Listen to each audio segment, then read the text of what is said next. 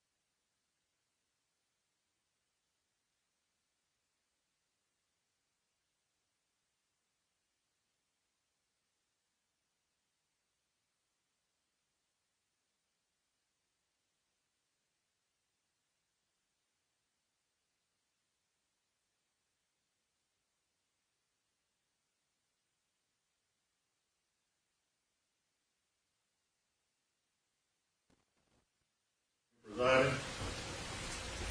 You may be seated. Morning, Judge. Good morning.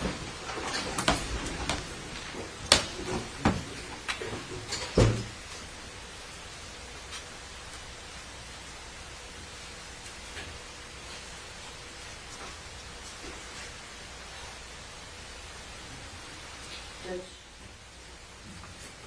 Yes, hold on just a second. My computer is black. That's not a good sign.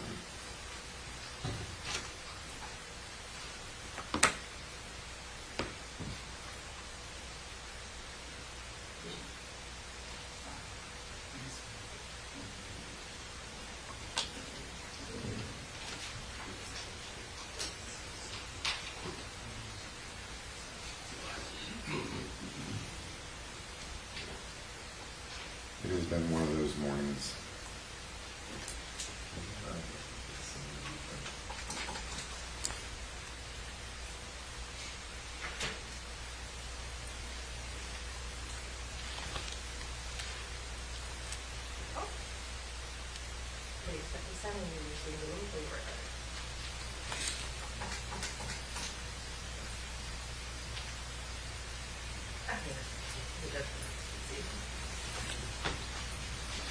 Hey, can you call IT? My computer suddenly will not power on.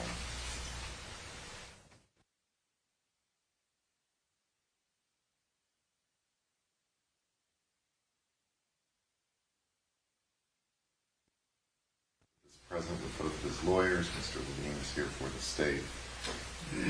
The jury is on the way up. Mr. Hertel tells me, but before that, do either of you have any authority on the issue that we were discussing yesterday? I do, Your Honor. I found a couple of cases that seem quite illuminating.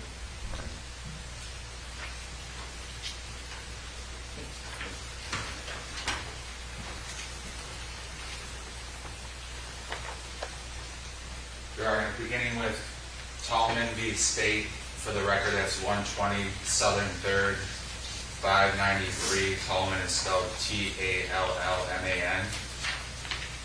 And on page 1 and 2, it mentions that a juvenile does not have the right to exclude a parent from access or control over his or her personal belongings. To hold as such would undermine the inherent authority of a parent. The second case, State v. SB.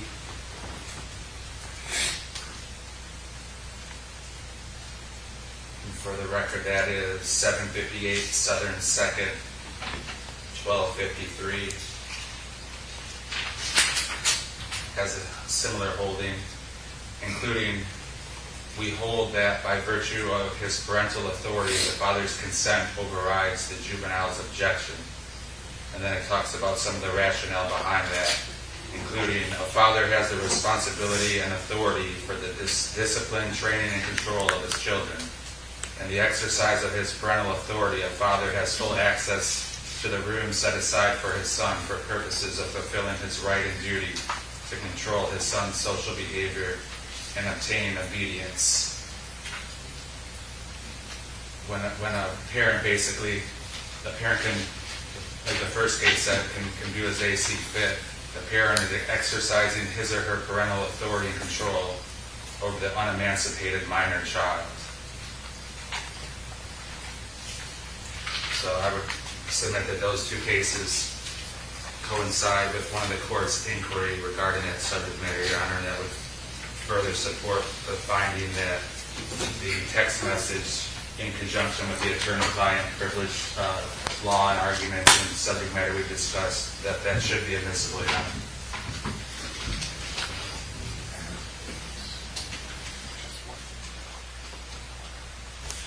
And did you place the case names on the record yet? Yes, Your Honor. You did? All right. Ms. Thornhill? I have a response, as well as some cases, but I'll get to them if that's all right. All right.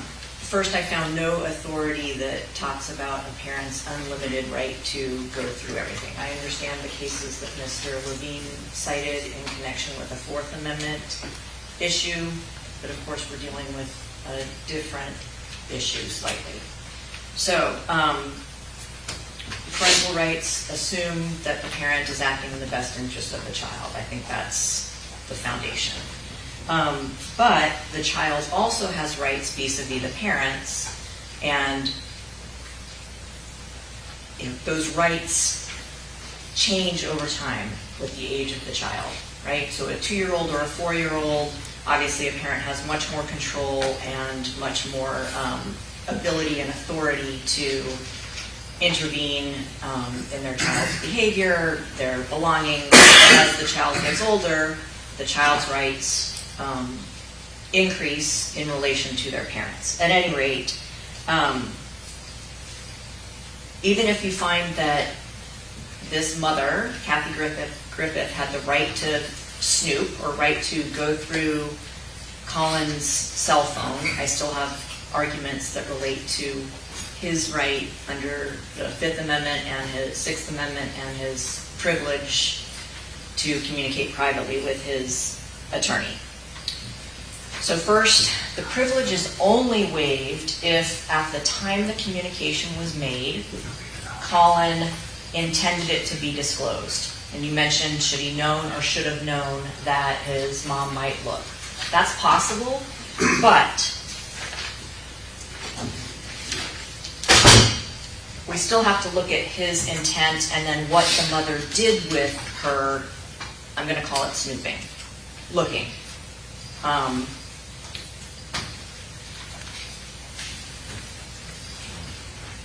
When we talk about people who are in jail, inmates, even though they have very restricted liberties and their right to privacy is severely curtailed, there is still a means by which they can communicate privately with their lawyer, right? So we have attorney booths at our jail that are private, are not monitored.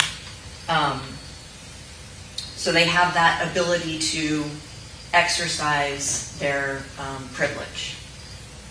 If an inmate makes a choice to call their attorney from the monitored line, say just call on the phone, they are warned at the outset.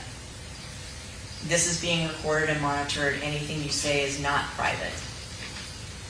And if they choose to use that phone, then shame on them and the privilege is waived. But the important thing is that they have a feasible option to exercise their confidentiality privilege. But what choice did Collin have? We talked about this. Could he have made a phone call? As you pointed out, there are surveillance cameras everywhere in the house that could have picked it up. Could he have gone to his attorney's office?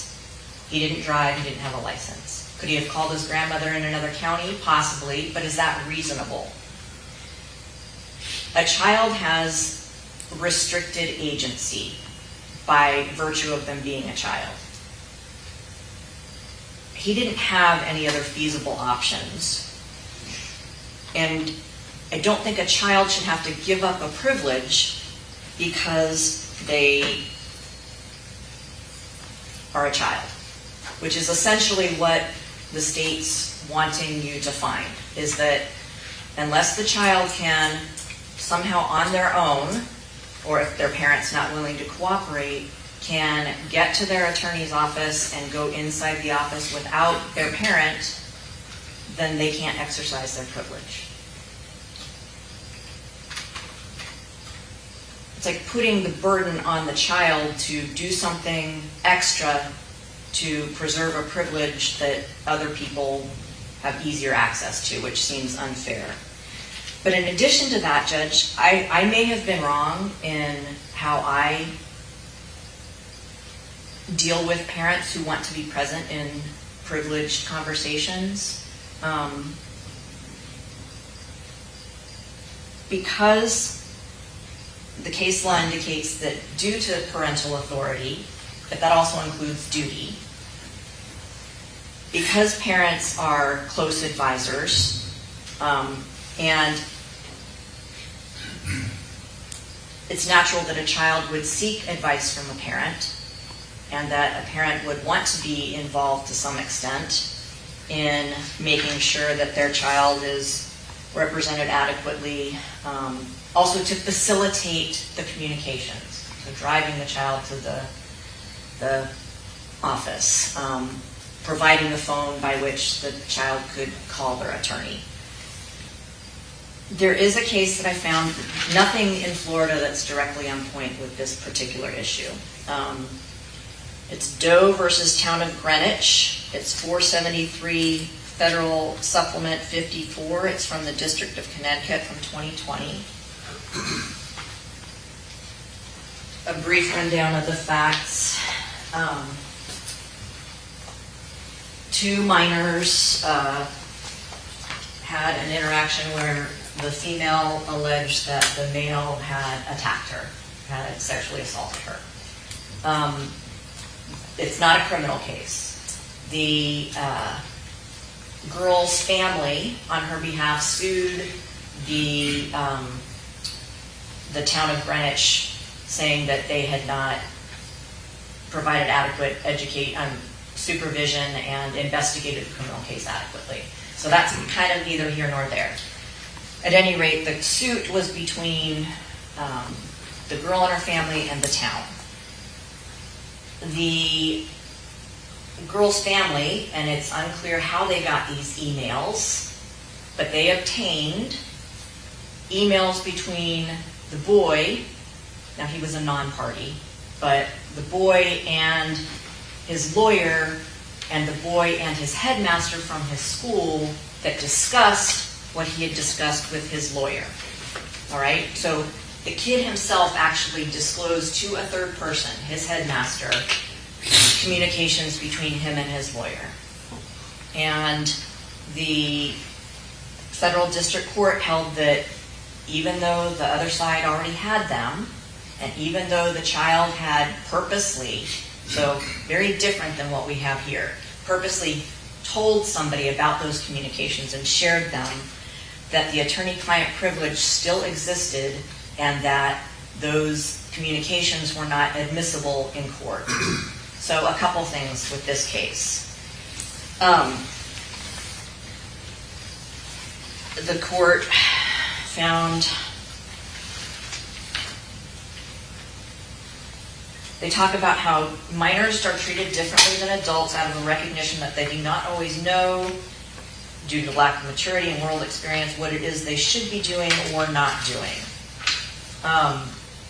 And given the various protections afforded minors in the law, it seems particularly harsh to summarily find that Roe, the boy, waived his attorney-client privilege when he shared privileged communications with his headmaster. During the investigation, Roe, the boy, was 16 years old. There was an investigation into his behaviors that left him scared and anxious, and it's clear that he considered his headmaster to be a friend and source of guidance and support. It goes on to say that under the circumstances presented, the court concludes that Rowe did not waive his attorney-client privilege by virtue of his disclosures to the headmaster. So it talks about the protection of children and their rights, given their unique positions as sort of subservient to adults in their life. I would argue that the headmaster is analogous to Kathy Griffith. It's not a completely on point analogy, but Collin communicating with his lawyer and knowing that his mom might find it doesn't excuse, and this is something that this case also discusses, doesn't excuse what the mom does with it later. And that's my second point. That's that, okay, so maybe you find she had an absolute right to look through his communications with his lawyer.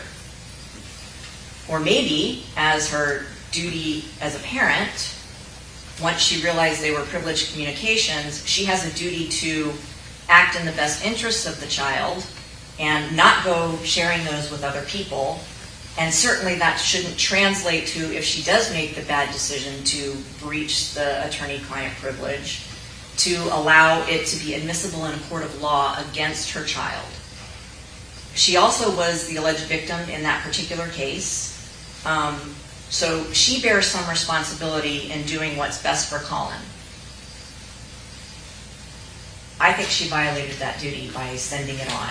And even though the cat's out of the bag now, I don't think that her maybe having a right to go through clearly privileged communications gives the state the right to use that in this criminal case. She was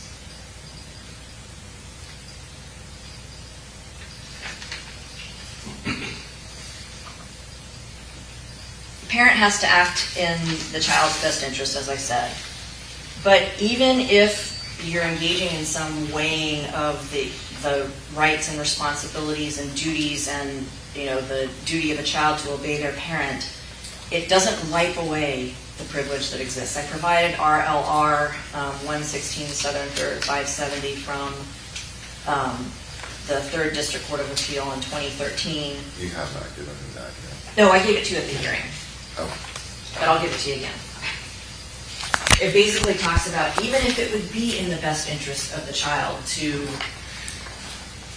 deem the privilege waived, and in this case it was for the protection of the child, it still means you can't violate the attorney-client privilege.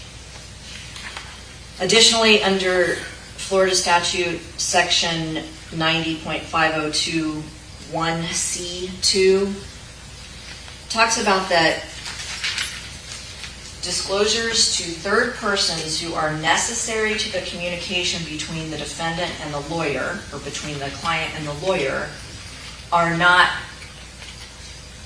waived from the privilege.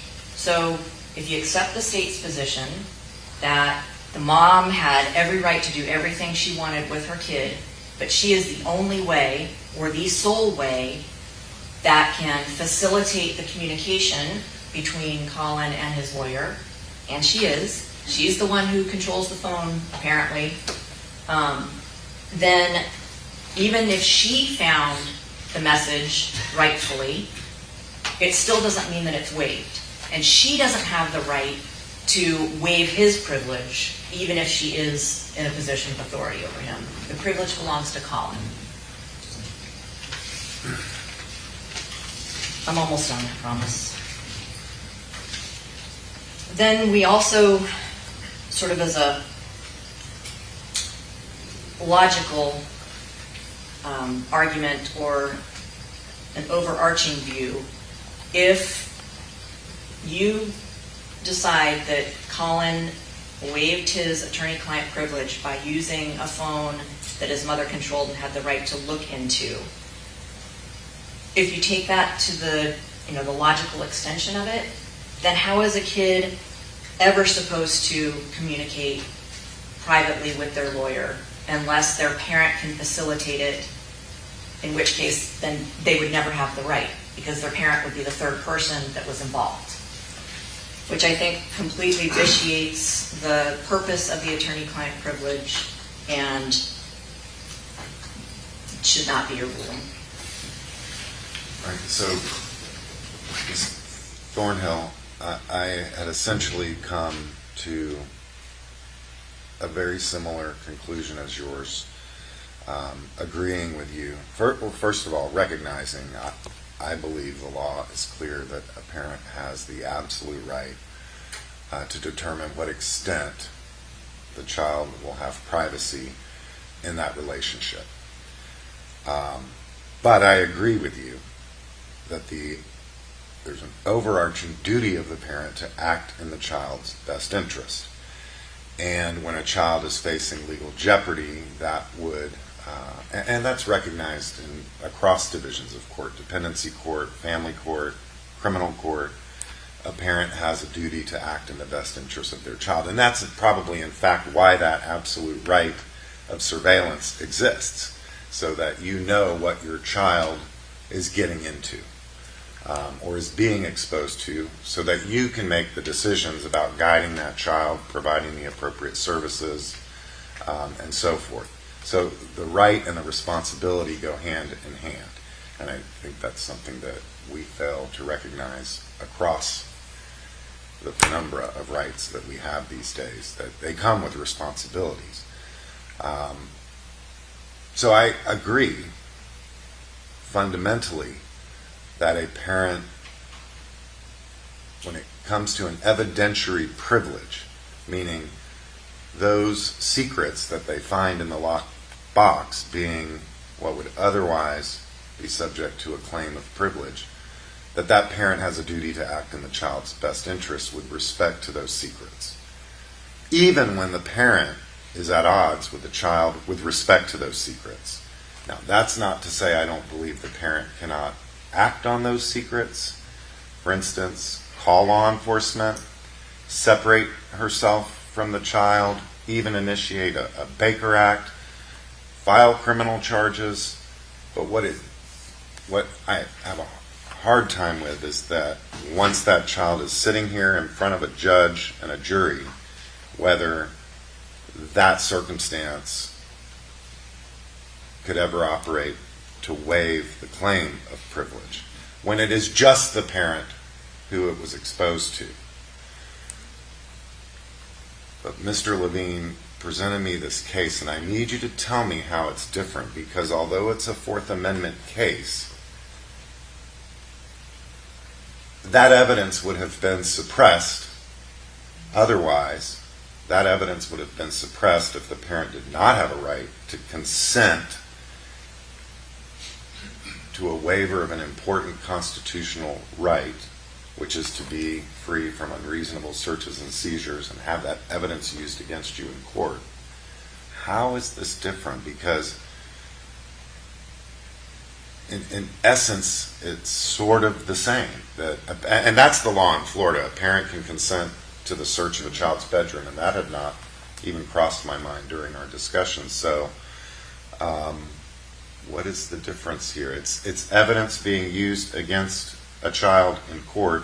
One, it's okay, and one, you're saying, and I initially, through my thought process overnight, agree. But what do we do with that case? I think that those situations are distinguishable because the government is acting, right? Your Fourth Amendment right is against the government from engaging in unreasonable searches and seizures. And when the government comes and says, I want to search your kid's room, the parent, as the parent with rights and responsibilities, and maybe not knowing what's in the room, because if the parent had snooped and known what was in the room, then they would have a duty to do with it what they thought was best for their child, right? But here we're dealing with a government actor intruding on a private place that the parent pays for, that the kid has some duties towards the parent too, and the parent can say, all right, government, come into my house and search. right? That's very different than a mother who, on her own, has the duty to protect her child, the duty to act in the child's best interest, who goes looking through their private communications and then shares it with people, okay? It's another thing. Even if Collin knew his mom was going to look at it, if she's facilitating the communications, that doesn't mean he intended it to be disclosed to everyone and be used against him. So I think that because okay, It's a specific privilege, it's not directly on point. because the government wasn't acting at the time here, and mom took it upon herself to totally destroy his attorney-client privilege by sending it to Susan, and then Susan, maybe by accident or not knowing the implications, then turned her phone over to law enforcement. I think that's too many steps removed from a government actor coming to a home that the parent owns and controls and says, can we search your kid's room? So what about the circumstance where the state issues an investigative subpoena to mom and says, tell me what's in that phone, and the mom willingly complies? How is that different? And says, yeah, in his phone he said he was going to stab me in the neck, to his lawyer. And they I were still talking. think it would be privileged. But but- how is it different? Hold on. They're both essentially at their core evidentiary privileges. I mean, I think unreasonable search and seizure is broader and protects individuals' privacy as well, but it also is subject to the rule of exclusion if there is an unreasonable search and seizure. So at its core, it's an evidentiary. Well, but issue. we're also dealing with something a little bit different in that we're dealing with a privilege of confidentiality, which is different than living in your bedroom, right? So, for instance, with the psychotherapy patient privilege, a parent can't waive that on behalf of their child, even if they know what happens in those therapy sessions, because it's the child's right to confidentiality in certain things. And there are very few So it's privileges. because the child doesn't own the bedroom that it's different, is what you're saying? No, Because not it's entirely. the parent's right to determine who has access to what they own. No, the law doesn't provide a child an absolute privilege like it does in their bedroom, like it does between a lawyer and the child as a client. We have to start from that place, not the backpack he's carrying, the room he lives in, where a government actor is trying to find something. We're dealing with the privilege exists. Very few privileges exist that keep things completely confidential. This is one of them. Right, so Mr. Levine, you have a response to that, the consent to search a bedroom is different than consent to give up confidential attorney-client communications. Yes, it's not, Your Honor. I mean, both are evidentiary issues at their core because ultimately the state is trying to use evidence, however it was obtained, and I submit that it was obtained lawfully. What Kathy did was not illegal or diabolical. It was Susan Detman, which I think is beside the point, but nonetheless, it was Susan Detman who consented to giving her phone and that information to law enforcement. It wasn't like Kathy, who would have been within her right to go to law enforcement and say, look at this, my son is saying he's going to stab me in the neck, and he's already killed his dad in Oklahoma. And the only reason I say that is because obviously the jury's not here. So it's not like... I remember I didn't say she couldn't use it, like for purposes of protecting herself, getting him services, whatever it may be. I didn't say she couldn't use attorney-client communications for other purposes. The issue is whether that means she can consent to waive the confidential nature of the communication in a court of law. No, nobody's waiving the communication for him. Well, that's essentially what I would be doing, is saying because a parent's absolute right to surveil their child exists, that every child knows or should have known their parent can find it, and thus it's waived. No, I don't think it's that broad, Your Honor. But in terms of the admissibility, there's reasons and court findings, including some of the cases I gave you, the general topic matter, where the attorney-client privilege, the evidence comes in court. If it was such an absolute right, then there wouldn't be any case law, and there wouldn't be instances where a court has a discretion to allow it in. So this is not earth-shattering or groundbreaking if Your Honor lets it in terms of it happens under certain circumstances. The circumstances being such as the case law and the issues that Your Honor is weighing. But in terms of whether it's the attorney-client privilege or it's the right for unreasonable searches and seizures, at the heart of it is the court being the gatekeeper. Both are governmental action. It's no different because the ultimate thing that can be helpful to the prosecution of a case or hurtful in terms of evidence against the defense is if that evidence comes into court. So both are evidentiary issues. They're not these different things. The end result is the same. The state is acting.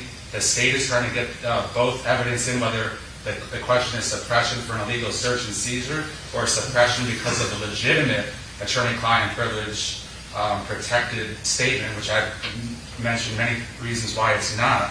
So the end result is the same. The court has to determine, should it be admissible or should it not? Was it an unreasonable search and seizure? Was it legitimately an attorney-client privilege? And based upon the case law and the inquiry about should the defendant have known or reasonably known that his mom was going to see it, and was the statement when he made, was he thinking it was attorney-client privilege? Obviously, he could simply walk outside and take one of his walks that he so much loved to do, make a phone call, we wouldn't be here.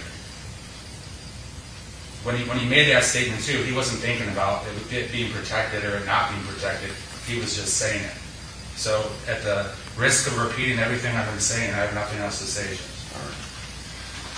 Anything else, Ms. Lorna? No, sir. I All right. think you understand our position. I think the difference lies in the fact that the law has said a parent can consent to the search of a bedroom of a child, and the child has no exclusionary claim under the Fourth Amendment for not consenting himself. When we're talking about the attorney-client privilege, I have not seen a case, and you have not presented one to me, that says point blank a parent can give up a child's attorney-client communications to law enforcement. And that right has always been personal to the client. And until and unless the court decides otherwise, that it's personal to the individual, I don't think this case is analogous. And finding that a parent's absolute right to surveil their child serves as a tool for their responsibility to act in the best interest of the child in this case and under these circumstances means that when it is just the parent who the child might have reason to believe will see what's in the phone, there could be circumstances where this wouldn't apply. If he knows that he's sharing communications in an environment that others are going to be aware of that don't have a duty to protect him, that's a different story. But even when a child's interests, legal interests, a child in legal jeopardy, even when those interests are contrary to the parent's personal interests, that doesn't vitiate the parent's duty to act in that child's best interest. And I think we see that in court downstairs in dependency when the parent is the victim of a domestic violence incident, for instance, in juvenile court. The parent still has a duty under those circumstances. It doesn't vitiate that responsibility. So that being said, I do not find that in this case, even though Mr. Griffith knew or should have known his mom was going to look through his phone, that in and of itself, with respect to her and her alone, in any way would have waived the confidential nature of the communication. Again, finding that the state, while the actual communication itself was unusual, eerie, it was also apparently in the context of some discussion about self-defense, and there were no other facts elicited at the hearing, no other context provided where I could say that the crime-fraud exception applies. So in that respect, I am going to exclude it. Judge, if I could inquire, and of course I respect the court's ruling, could I just inquire, is it also your finding that when the defendant made that text to Jeffrey Rapkin, that he intended at the time he made it, that it be privileged in a confidential attorney-client privilege, as opposed to now he wants to keep it out because it's going to hurt him? Mr. Levine, you've asked, you keep saying a person has to say in their head, oh, I'm typing this message. It is attorney-client privilege. I don't think that's the thought process someone has to go through. I think the thought process is, I'm sending this to my lawyer, and my lawyer alone. I'm not sharing it with anyone, and especially when we're talking about a child, that the law should not require that child to even understand that the attorney-client privilege exists. Per se, word for word. I mean, the child's right to confidential communications with their lawyer, when the communication itself indicates that it's about seeking advice from a lawyer, especially in this context when Mr. Griffith was currently accused of a crime. That burden should not be placed on a child to have to make that mental connection. And I'm not even certain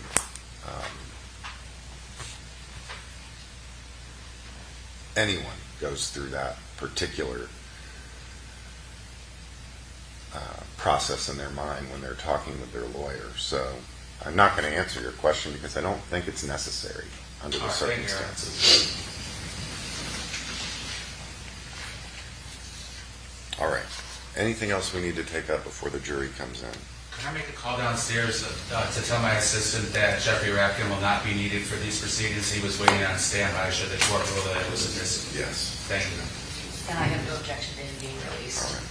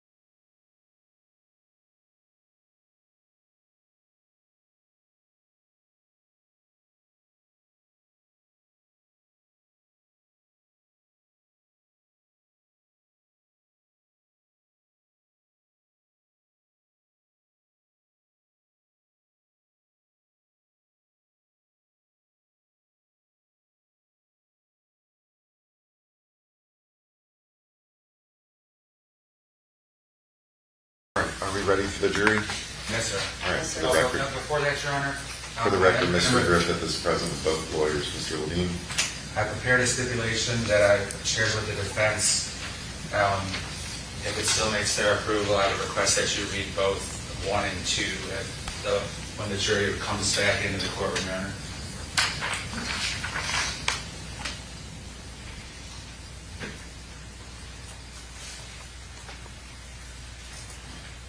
All right, Mr. Griffith, listen carefully. I've been provided a document entitled Stipulations, and it reads, when parties agree that certain facts are true, that is called a stipulation of fact. You must accept stipulated facts as having been proven. This is something that I would be reading to the jury. However, the significance of these facts, as with all facts, is for you to decide. In this case, the stipulated facts that you must accept as true are 1, Catherine Griffith is dead, and 2, John Robida, Senior Crime Laboratory Analyst in the Biology Section at the Florida Department of Law Enforcement, performed DNA analysis on fingernail swabbings from Catherine Griffith's right hand and left hand. No DNA results foreign to Catherine Griffith were obtained from the right hand fingernail swabbings from Catherine Griffith. No DNA results foreign to Catherine Griffith were obtained from the left hand fingernail swabbings from Catherine Griffith. Parent, would you raise your right hand? Do you solemnly swear or affirm to tell the truth, the whole truth, and nothing but the truth? Yes, Your All Honor. right. Have you discussed, you can put your hand down, have you discussed this stipulation with your lawyers? Not in detail, Judge. No, Your Honor. Do you want to? Because I'm going to tell you one of these stipulations is an element of first-degree murder and the lesser included offenses of first-degree murder that the state would have to prove beyond a reasonable doubt with evidence absent this stipulation. So that's an important thing that I think you should discuss with your lawyers before you stipulate to it. They may have very good reasons as to why they think it's a good idea, but you need to know why they think it's a good idea. The other things are evidentiary matters that could have some impact on the state's proof in this case, affirmative proof in this case, and perhaps any defense that you might have in this case. So I think you should talk to your lawyers about this for a few minutes. Yep. Yes, I was shaking my head no to. And Yeah. can you tell him, can you take, well, how long do you think you need? A few minutes. All right. We just need a couple minutes. He needs to go back there and talk with his lawyers. Sorry.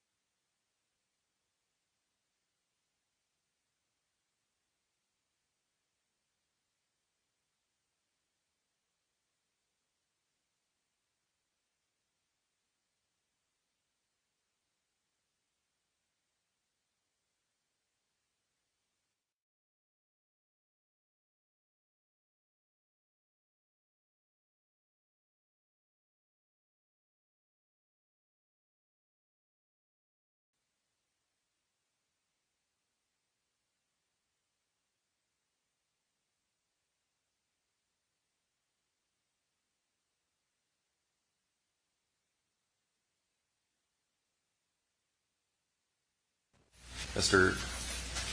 Griffith, did you just have a discussion with your lawyers about this stipulation? I did, Your Honor. Did they explain to you what the purpose of agreeing to that stipulation was? Yes, Your Honor. And did they give you some advice on what they thought about stipulating to it and why you should stipulate to it? Yes, Your Honor. Did they answer any questions you had about it? Yes, Your Honor. Addressed all your concerns? Yes, Your Honor.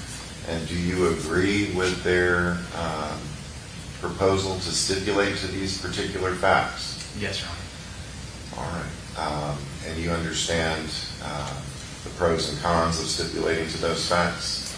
I do. All right. Do you have any questions of me about the stipulation? No, Your Honor. And has anyone promised you anything or threatened you to get you to stipulate to these facts? No, Your Honor. Including your lawyers? No, Your Honor. And you're not currently under the influence of anything, are you? No, Your Honor. No medications today, correct? No, Your Honor. All right. And you're satisfied with the advice and counsel you've received from your lawyers on whether or not you should stipulate to these facts? I am, Your Honor. And you understand the jury will be told, these facts are proven beyond a reasonable doubt, essentially. They don't need any other proof of those facts, and they must accept these facts as true. You understand that? I do, Your Honor. And of course, it's for them to decide what to do with those facts and how significant they are. But I will be telling them they have to consider it. You understand that? Yes, Your Honor. All right. Anything else you want on the record? No, sir. No, Your Honor. All right. I find that your choice to enter into this stipulation is freely, knowingly, and intelligently made upon the advice of competent counsel. You want me to read this first thing, Mr. Levine? Yes, please, Your Honor. All right. And then Dr. Garavan will be the first witness of the morning. All right.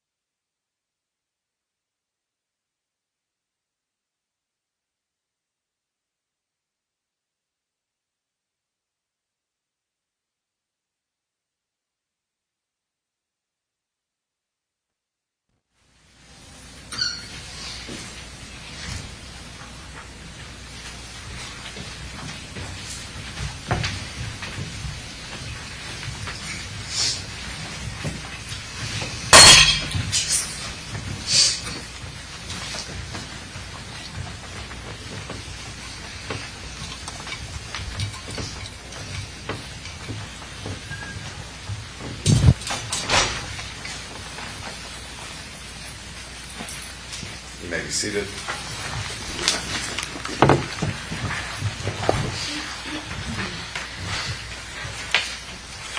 Good morning, ladies and gentlemen. Welcome back. Thank you for your service. I want to apologize for the delay. I assure you we have all been here at the appointed time working to resolve a legal issue that has arisen in this case. That has been resolved, and we are ready to proceed. I want to advise you that when parties and lawyers agree that certain facts are true, that is called a stipulation of fact. Now, you must accept stipulated facts as having been proven. However, the significance of these facts, as with all facts, is for you to decide. In this case, the stipulated facts you must accept as true are as follows. 1. Catherine Griffith is dead. 2. John Robida, Senior Crime Laboratory Analyst, and let me stop you for a moment. I see you writing furiously. This is going to become part of your final instructions, and you will receive a written version of these instructions, and this will be in there word for word. 2. John Robida, Senior Crime Laboratory Analyst in the Biology Section at the Florida Department of Law Enforcement, performed DNA analysis on fingernail swabbings from Catherine Griffith's right hand and left hand. No DNA results foreign to Catherine Griffith were obtained from the right hand fingernail swabbings from Catherine Griffith. No DNA results foreign to Catherine Griffith were obtained from the left hand fingernail swabbings from Catherine Griffith. Mr. Levine? Thank you, Your Honor. The state calls Dr. Garavan.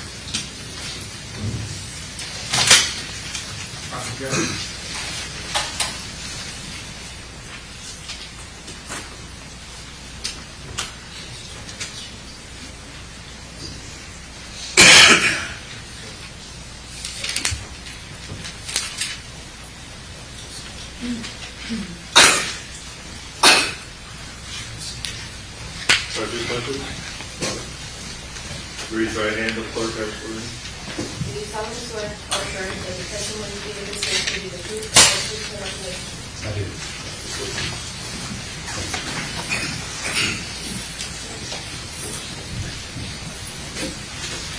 Good morning. Good morning. Mr. Levine. Good morning, Dr. Garavan. May you please introduce yourself to the jury and spell your name for the record? My full name is Dr. David Fintan, Fintan, Garavan, G for golf, A-R-A, V for Victor, A-N. Tell the jury about your profession. So I'm currently working in District 10, which is this area, as a medical examiner. A medical examiner is a forensic pathologist. My qualifications start back. I completed my PhD in medical toxicology in 1994 in Trinity College, Dublin, Ireland. I completed medical school in Trinity College, Dublin, Ireland in 1999. I completed mandatory internal medicine and surgical rotations, which is required by our country, before entering into a pathology training program as a specialty, which was 5 years. I completed that in 2006. I started my fellowship in forensic pathology in Miami in 2006. I came here for 1 year, that was 17 years ago. I completed 3 years in different specialties within forensics in Miami, including cardiac, neuropathology and pediatric. I worked in Liverpool, England for 2 years as a forensic pathologist. I took my professional examinations in the Royal College of London in forensic pathology 2010. I then worked in New Zealand and the Pacific Islands for 5 years, travelling around the large country of New Zealand, but I was based in Auckland as a forensic pathologist. I returned to Miami in 2015 as a forensic pathologist. I was there for another 6 or 7 years. I was the deputy chief there for a period, and then I came to Polk County in 3 years ago, I think next month. where I'm working as a forensic pathologist. My other specialties are drugs or toxicology, in addition to forensic pathology.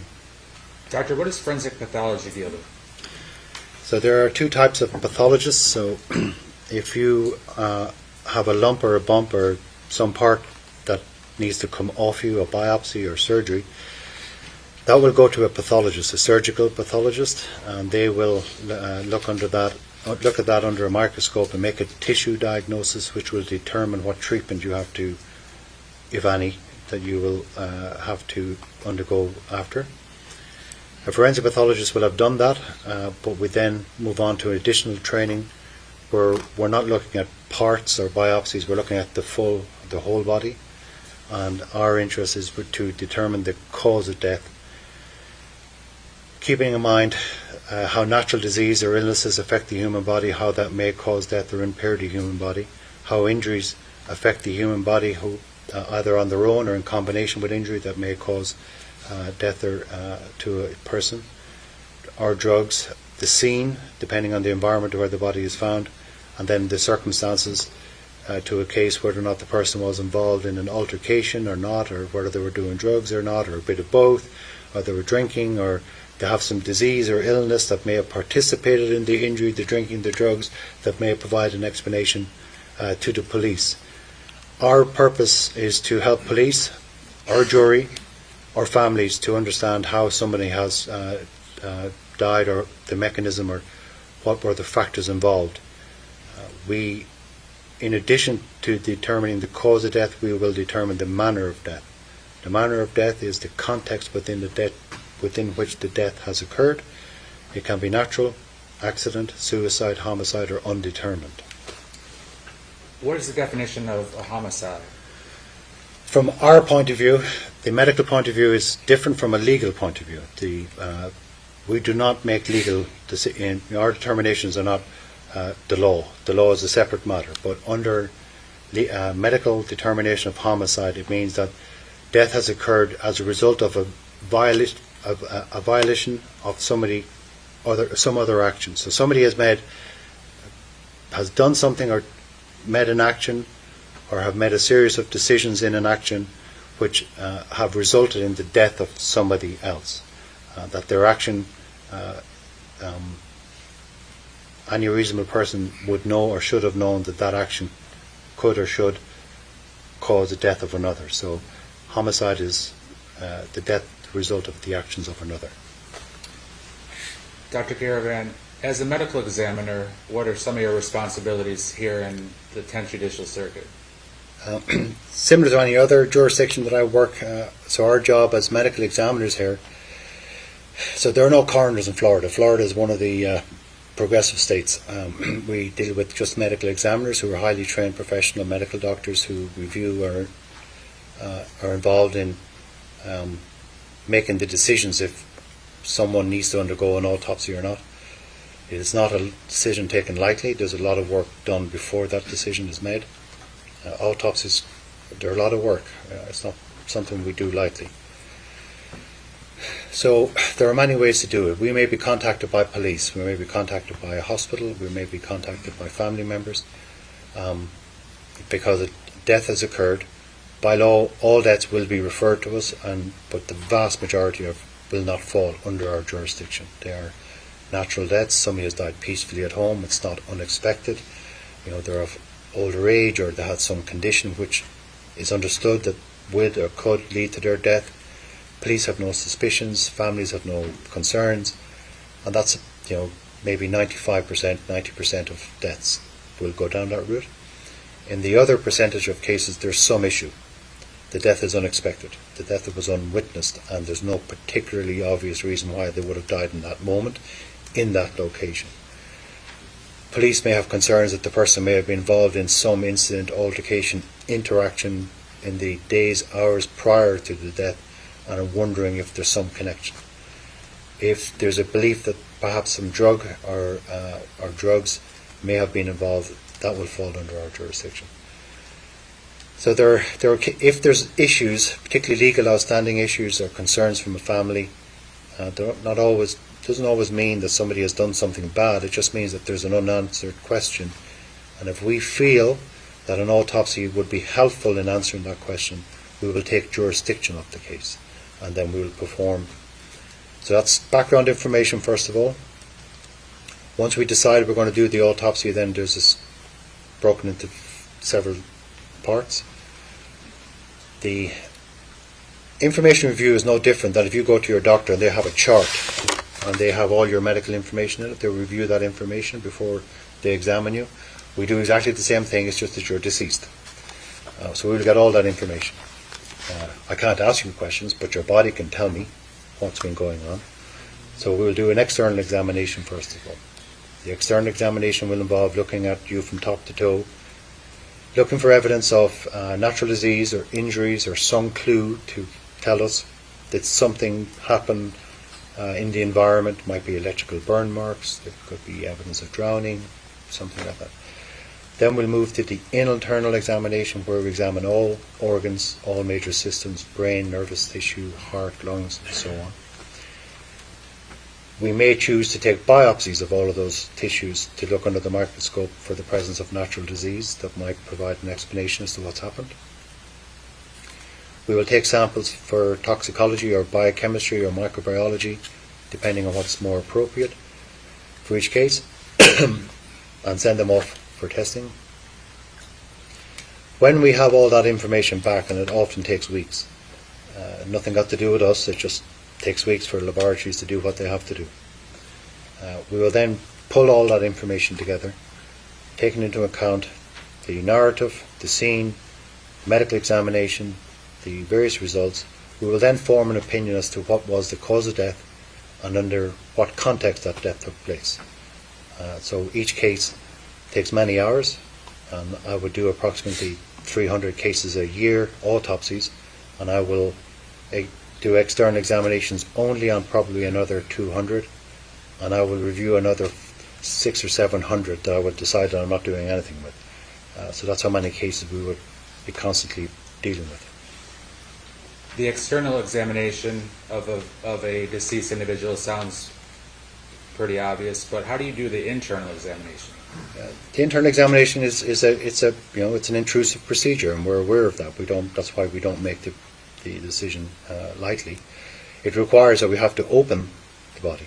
You have to open the chest, the abdomen, the head, look into the pelvis, which is part of the abdomen examination. And if we need to do, there are many other specialist tests that we can do if we need to, which would require further intrusive methods. But they're done with as much skill as we can, so that when the bodies are returned to the families, that all of that's hidden. That's out of view. We try to close it up so that you wouldn't know the difference. But it is a very involved procedure. It's manual, it's not easy work, and it's tiring. Now, in the normal course of an autopsy, are photographs taken of the deceased victim both internally and externally? Yes. And in this particular case, I'm going to have the opportunity to show you State Exhibits 125 to 155 a little bit later. Will that be helpful for you to be able to point out and explain some of the injuries and some of your findings that Kathy Griffith suffered? Yes. Now, in this particular case, the death happened on a Sunday, September 8th. Describe to the jury the process by which you receive the body and when you typically conduct an autopsy. So the only reason why this case is with me is because that was my week. There's no other reason. We work on rotations. So I would have first met this case on Monday morning. I would not necessarily have heard about it on the Sunday. I don't remember, to be honest with you. I just don't. So when I went in on Monday morning, her name plus other names were on that list that morning, and that's the first time I would get to read the police report to find out that's the beginning of the narrative. In all homicide cases, police do attend those cases, the investigating detectives, which is very useful because then I can have a much more one-to-one conversation. So that's where I would have got my information.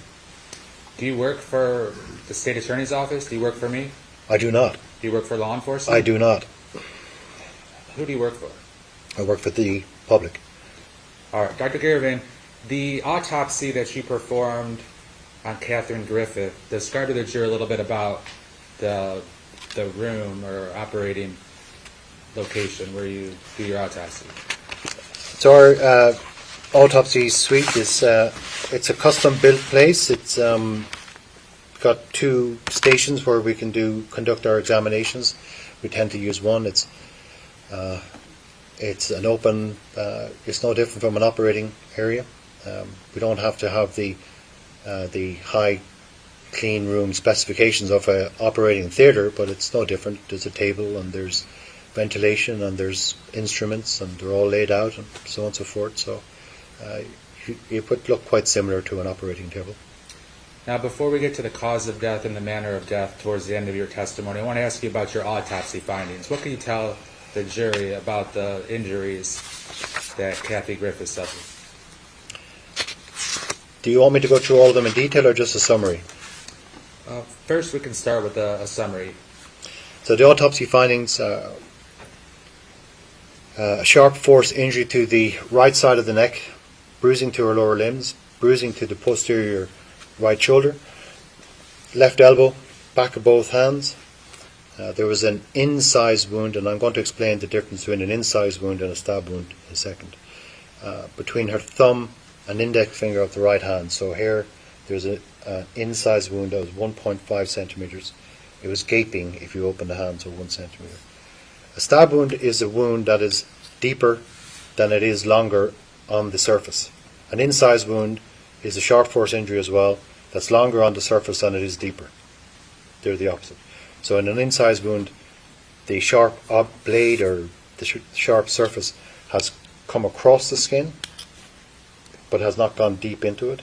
A stab wound is the opposite. It's penetrated and gone into the actual tissue. Was that gaping incised wound, was that a fresh wound? Yes. And describe to the jury why that is. Because there's no evidence of healing, it's gaping, it's opened, and they have dry blood in it. Now, is that gaping incised wound consistent with being a defensive wound? It's possible that, defensive wounds are, so that's a term that's used, and I know it's thrown around a lot. We personally don't write down classic for defensive wound because we don't know precisely what the circumstances of it happened. But let me explain what the greater points of a defensive wound are. Defensive wounds is a term that's used when there's a series of injuries that can be bruises, can be incised wounds, it can be any other cuts or abrasions that are present on certain locations. And the reason why there's certain locations is that you have to understand that fundamentally the human will or the human body is designed to survive. Everything about us when we're under attack, when we're in a fight or flight situation, regardless of the circumstance, that if the human person is conscious enough to understand that they're in a struggle for their life for whatever reason, they will engage in activities which will try to help them survive. If you're under attack from an assailant, it is quite typical if the person is swinging something at you, baseball bat, fist, whatever, you will tend to try and protect yourself. And in doing so, certain parts of your body become exposed to that force that's coming at you as you try to defend yourself. In the arms, it's typically here. If it's a bat or a stick or something that's coming at you. They may also be on the legs. Typically, and it's more common in women if they're being attacked, but it happens in men too, they will tend to offer the outside of the leg as they're trying to protect their sexual organs, or they're trying to protect themselves if they're under attack. So we will often find wounds on the outside of the legs, not the inside. In knife injuries, when someone is under attack where there's a knife or a sharp implement involved, it's common that the person, unfortunately, mistakenly, will try to grab that knife thinking that this is somehow going to be of help to them.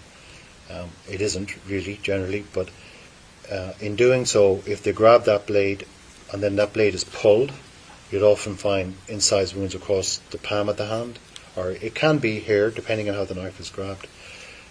Or it could very well be that as the hand goes up to defend against the oncoming blade, that blade just comes through here and then cuts as it comes through. Because I don't know specifically, we don't have a video of how exactly those injuries occurred. We tend not to use that term, defensive injuries, but that is what's meant by them. They're present in certain locations under certain circumstances that may indicate that the person who is now deceased was trying to defend themselves at the time of the assault.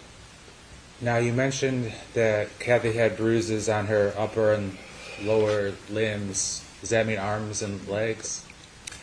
Yeah, so again, I know it seems a bit impersonal, but we say the lower limbs and the upper limbs because we're talking about the whole arm. When we want to talk more specifically, we tend to use the anatomical location, whether or not it's the anterior elbow or the posterior forearm or whatever it might be. But upper limb is the entire limb from here to the fingers. What were you able to determine about the bruises on Kathy regarding whether they were old bruises or new bruises or a combination? Yeah, so so dating of bruises is not it's not an exact science. We do not, TV shows I know do that all the time. That's not reality. What I can say is that these bruises, there were quite a number of them present.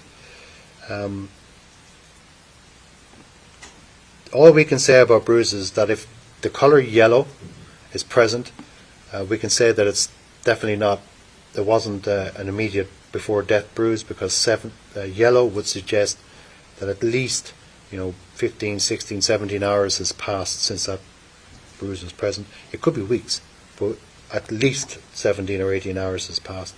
That's the best we can do in reality. But all these bruises in this particular case did look fresh in that there was no colour change. It doesn't look like they had gone or had the opportunity. The person wasn't alive long enough for the body to try and heal or start healing a bruise. So that's the best I can say to you. Dr. Griffith, before we get to the photographs, how can you describe Kathy's neck wound to the right side of her neck? So the wound on the right side of the neck is a large stab wound. It's gaping, and gaping means that it's an obvious. Once you see it, it can't be anything else. It's an open wound. It was 4.3 centimeters long and 1 centimeter apart.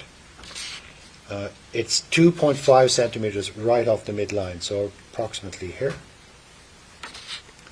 and 23 centimeters from the top of her head. So we do that just to give you an anatomical location. So approximately here on her neck is where it was. The wound is in the 9 to 3 o'clock orientation, meaning that if you look at a clock, 9 to 3 means it's kind of looking straight when the body's in the right, so it's coming straight across here. And there's a square edge to the 9 o'clock margin. That's important because the square edge suggests to me that it's a single blade, not a double blade. That is the knife or the blade that's been used to cause. So there are characteristics of a knife wound which help us determine if it's a single blade or a double blade. And in this case, in this case, it would suggest the blade was single bladed.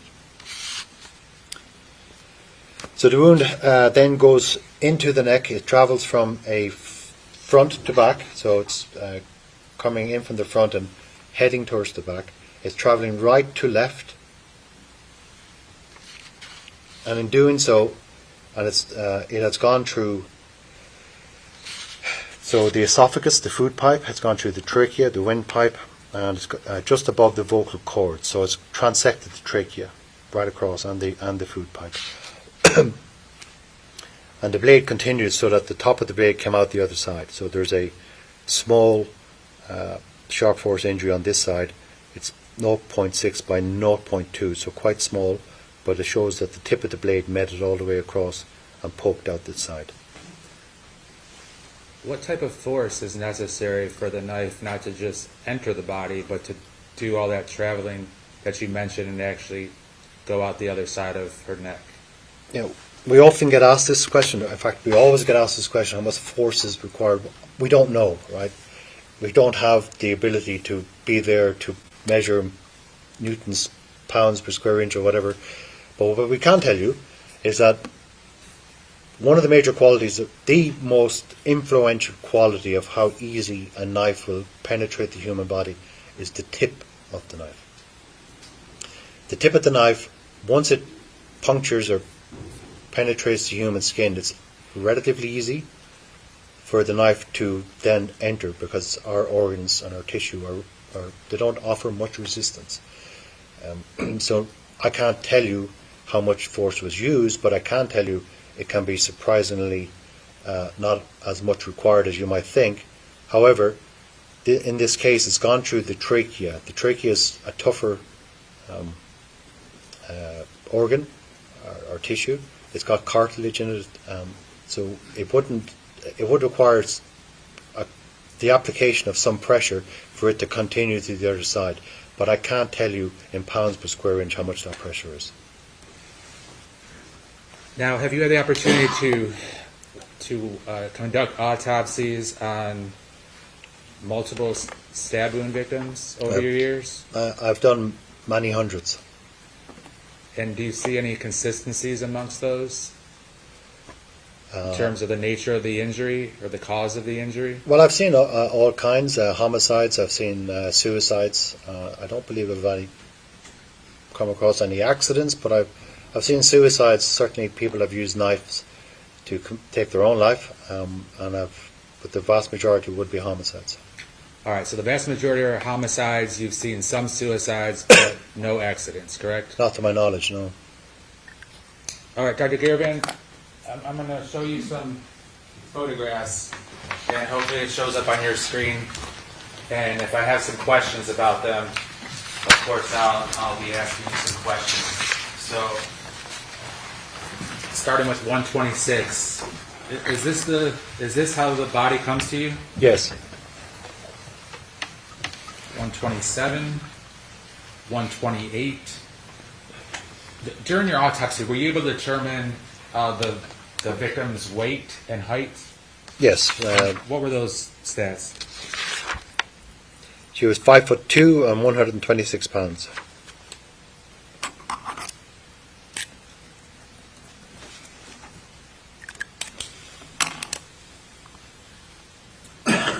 Is that a picture of the stab wound? Yes, as the body arrived before it's cleaned, yes. That's the same wound after it's been cleaned. Now, you mentioned the gaping wound and the definition being wide open. What is it that we're actually seeing once you get past into the hole there?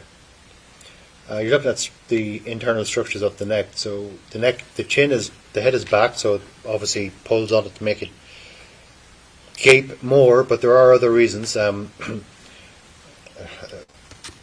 It's a lot more details to it. So there are things called the lines of Langerhans. When you're all young and pretty, of course, you won't know about these lines of Langerhans because your skin is nice and tight and there's no wrinkles. But as we get older, the lines of Langerhans begin to take over, and they are a natural tension line that's present in all our skin. And if we cut across the lines of Langerhans, you may be familiar with the grain of meat, then the wound are gaping. But if we cut in the same direction of the lines, which surgeons will always try and do, because then the scar will be a lot less obvious. In the neck, they are roughly coming down the neck in a straight line, so this wound has gone across them. So those lines are now apart, and that makes it gape more than if the wound was the other direction, between 12 and 6. So in this picture... I would like for you to know, if you need it, that mouse over there operates as a pointer. Oh, yeah, thank you. Actually, I didn't know that, but thank you. Could you please point with the mouse and the red arrow? Where's the visible organ within her neck?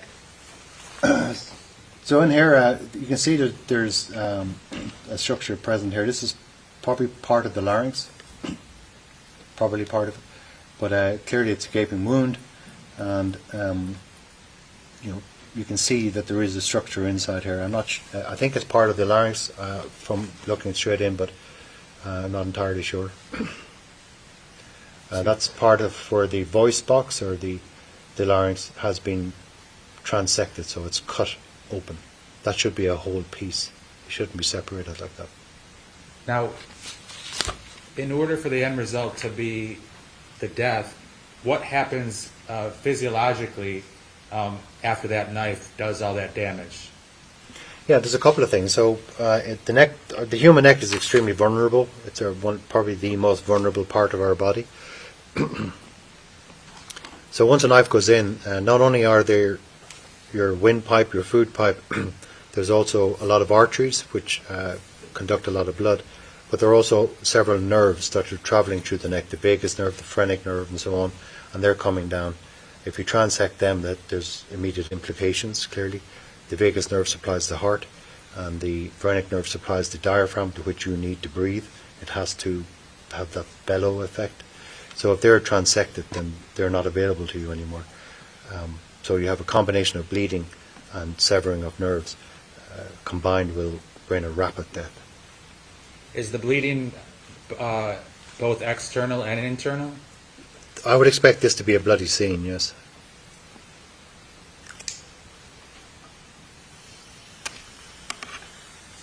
(132). Is there any different parts of the organ visible in this picture? No.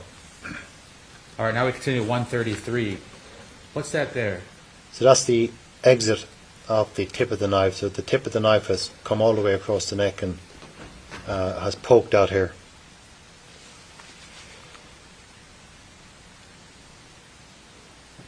Is that a close-up of the exit wound? Yes. Now, there's a metal rod there. Describe to us what you were doing here. So in all gunshot wounds and in stab wounds where possible, we will put in probes to show the direction that the wound is travelling in.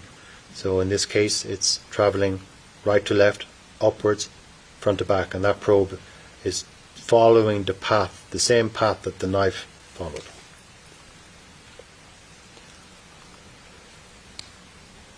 What can you tell us about 137, Dr. Garvin? So this is the internal examination. I've taken out the neck structures. You are looking at the neck from behind. So here is the epiglottis. This is the tongue, and this is the esophagus that's open, and the trachea is underneath. It will be this is the epiglottis. This is the posterior surface of the larynx, and here the blade has gone through the upper part of the esophagus, as I'm pointing out there. So this fold and this fold connect. So this would be a tube. The lumen here is your food pipe. I've opened it to show you that the blade travelled through the esophagus, which is transected the esophagus, or perforated, I should say, the esophagus. 138. What do we begin to see here? So this is the right hand, and you can see there's a bruise here, and it's not well shown in this picture, but this is where the incised wound between the thumb and the index finger is. There's some bruising down here also at the bottom. This is the index, this is the thumb and the index finger of the right hand, and this is that incised wound that I talked about. So it is longer on the surface than it is penetrating. And it's from a sharp force injury, I suspect, from a blade. Going back to, you mentioned the bruising. So due to the color of that bruising, does that coincide with what you were saying are more fresh bruises on Kathy? Yeah, these do not look as if they have had time to heal or undergo the healing process.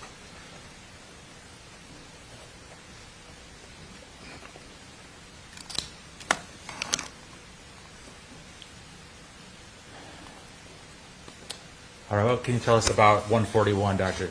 This is her left upper arm, and there's some bruising here, there's some bruising on the elbows. These are abrasions, but they are not injuries. These are post-mortem. There are differences.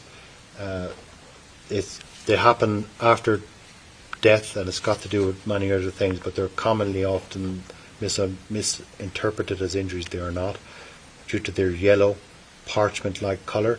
And I understand, I can appreciate if you don't see it, but there are actually small veins running through the bottom there, and that's quintessential of post-mortem, not an injury. But there are injuries, and the injuries are here, the elbow, and up here on the, just at the biceps and down here. Continue on with the close-up, and we continue with some additional photos. Now we have 143. What appears to be on the wrist area and the hand? Yeah, so this is the left, it looks like the left upper arm, so there's that bicep bruise, and this is, heavy enough bruising present on the posterior wrist and hand. Some small bruising here also. Is that another view of it, different angle? Yeah, and there's also just another bruise there on the back of the little finger. That's the left hand also, and the left arm, and there's some bruising here. Can bruising be caused by if somebody grabs somebody real tightly?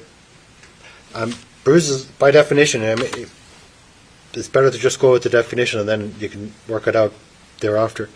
So in our forensic pathology, a bruise is where blood has escaped into the soft tissue due to blunt force trauma, not due to a sharp force injury, not due to a bullet wound. It's due to blunt force trauma. What the blunt force trauma is can be a whole range of things. It could be grabbing, it could be punching, it could be falling, it could be kicking, but it's blunt force trauma. All right, thank you, Doctor. What do we see here? This is the other arm, that's the right arm, and there's a bruise across the triceps here. Right elbow, more bruising. Back of the right hand, I think that's the right hand, it is, yeah. And there's some bruising there on the back of it. And up here on the back of the index finger of the right hand. That's a small abrasion, minor abrasion on the right shin by the look, yes, the right shin. You can see bruising here at the back of the left, this is the left calf. There's some bruising here on the anterior shin, here, here, here. This is an abrasion along here. So an abrasion is just for your definition. So a bruising is the loss of, is the escape of blood into surrounding tissue. An abrasion is due to blunt force trauma, but is confined to the epidermis. So the outer layer of skin is the epidermis. So as something rubs across that for whatever reason, blunt force, comes across the skin and pulls or rips or tears that epidermis, that's an abrasion. Okay, and they're only due to blunt force trauma typically. And the last few photographs, Doctor? This is an abrasion, but I suspect that's post-mortem. I would not probably call that an injury.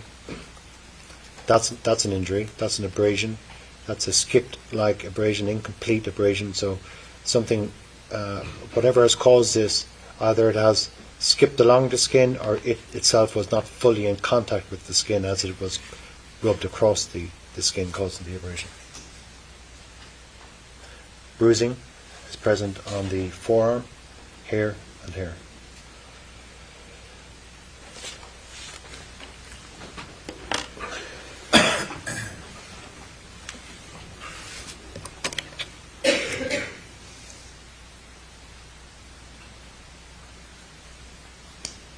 Now, from your conducting the autopsy and your training and experience, what was the cause of death? So the cause of death is stab wound of the right neck. And what was the manner of death? In this case, the manner of death is homicide. And when you say the manner of death is homicide, what does that mean? So with the information that would have been provided to me at the time, and with the examination and what I've viewed and witnessed and reviewed, the explanation for this death is that this wound was inflicted by another person. So is it a fair statement that it is not consistent with somebody accidentally falling on a knife? I haven't been given that explanation before, but I think that would be rather extraordinary. No, I don't believe so. So your end result was that this was, the manner of death was a homicide. a killing caused by somebody else, correct? Correct. Yeah. All right, Dr. Garavan, I have no further questions. Thank you. Ross?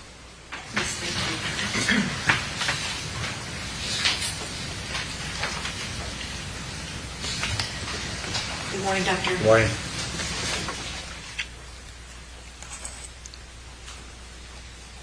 Dr. Garavan, I want to talk about injuries that can result from mutual combat or a fight where two people are mutually involved in a struggle, whatever. They can be very messy, correct? Well, I suppose mutual combat, mortal combat, could very well be messy depending on the circumstance, yes. Well, if any two people, regardless of size, strength, etc., are involved in a fight, both can receive injuries, correct? Yes. And both can receive what you termed defensive wounds, even though that's not a term of art, it's sort of a vague term. But Yes. you would agree that both could receive those types of wounds. Yes. And you would agree that both could also suffer offensive wounds in such mutual combat. Yes. And even if somebody suffers a wound that ends up leading to their death, you don't know from your evaluation what happened leading up to that wound, correct? So depending on the information provided by police, so I am given some information, but it depends in each case. Sometimes we know nothing, but in this case I knew something. Right, and then the information that you get from police is their interpretation of things, correct? Yeah, I rely upon them. I'm that's how it works. I rely on the information they give me. Yes, that's correct. And so if they don't give you all of the information that they have, then you might be lacking some critical piece of information in making your determination. I'd be very disappointed if that happened, but yes, you are technically correct if I'm not given all the information. Do you also look at media accounts of what allegedly occurred? I that do led to not the death? watch the news. I have no media. I have no social media. God, no. I have better things to do with my time. So this is a weird question then. Why does the medical examiner's file in this case contain multiple media reports? The secretaries in the office will do that as part of the thing, but I only saw them yesterday for the first time, and I don't read them. But it's common practice around the world. I've been in other offices. People do that, but it's nothing got to do with me. Okay, just checking. Yeah. But basically, you cannot say what happened in the kitchen where Catherine Griffith suffered this wound, can you? Well, I can certainly say that she suffered a fatal stab wound or has suffered fatal injuries, and based on the information provided to me at the time, that the most likely determination, excuse me, is that she's died from the action of another person, therefore a homicide. But you can't say, for example, whether Catherine Griffith attacked the other person with a knife first, right? No. Okay.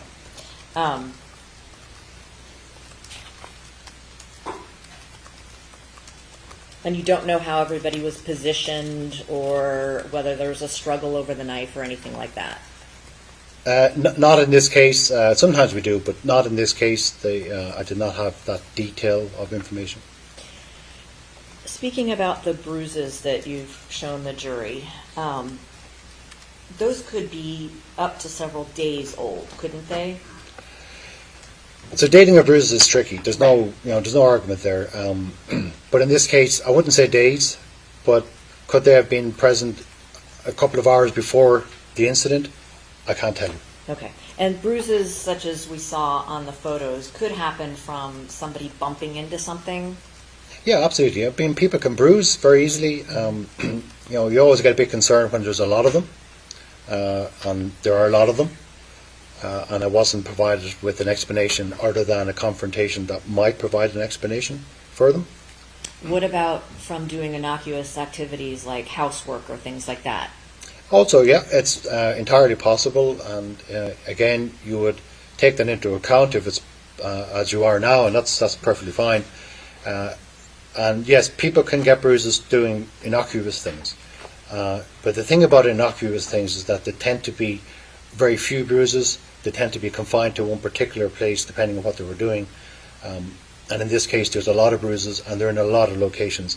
So if you can give me the innocuous thing they were doing, I would consider it. But otherwise, for me, it more likely than not would be better explained being received during a confrontation. A confrontation that could have been mutual combat. Yeah, absolutely. A violent confrontation for whatever reason.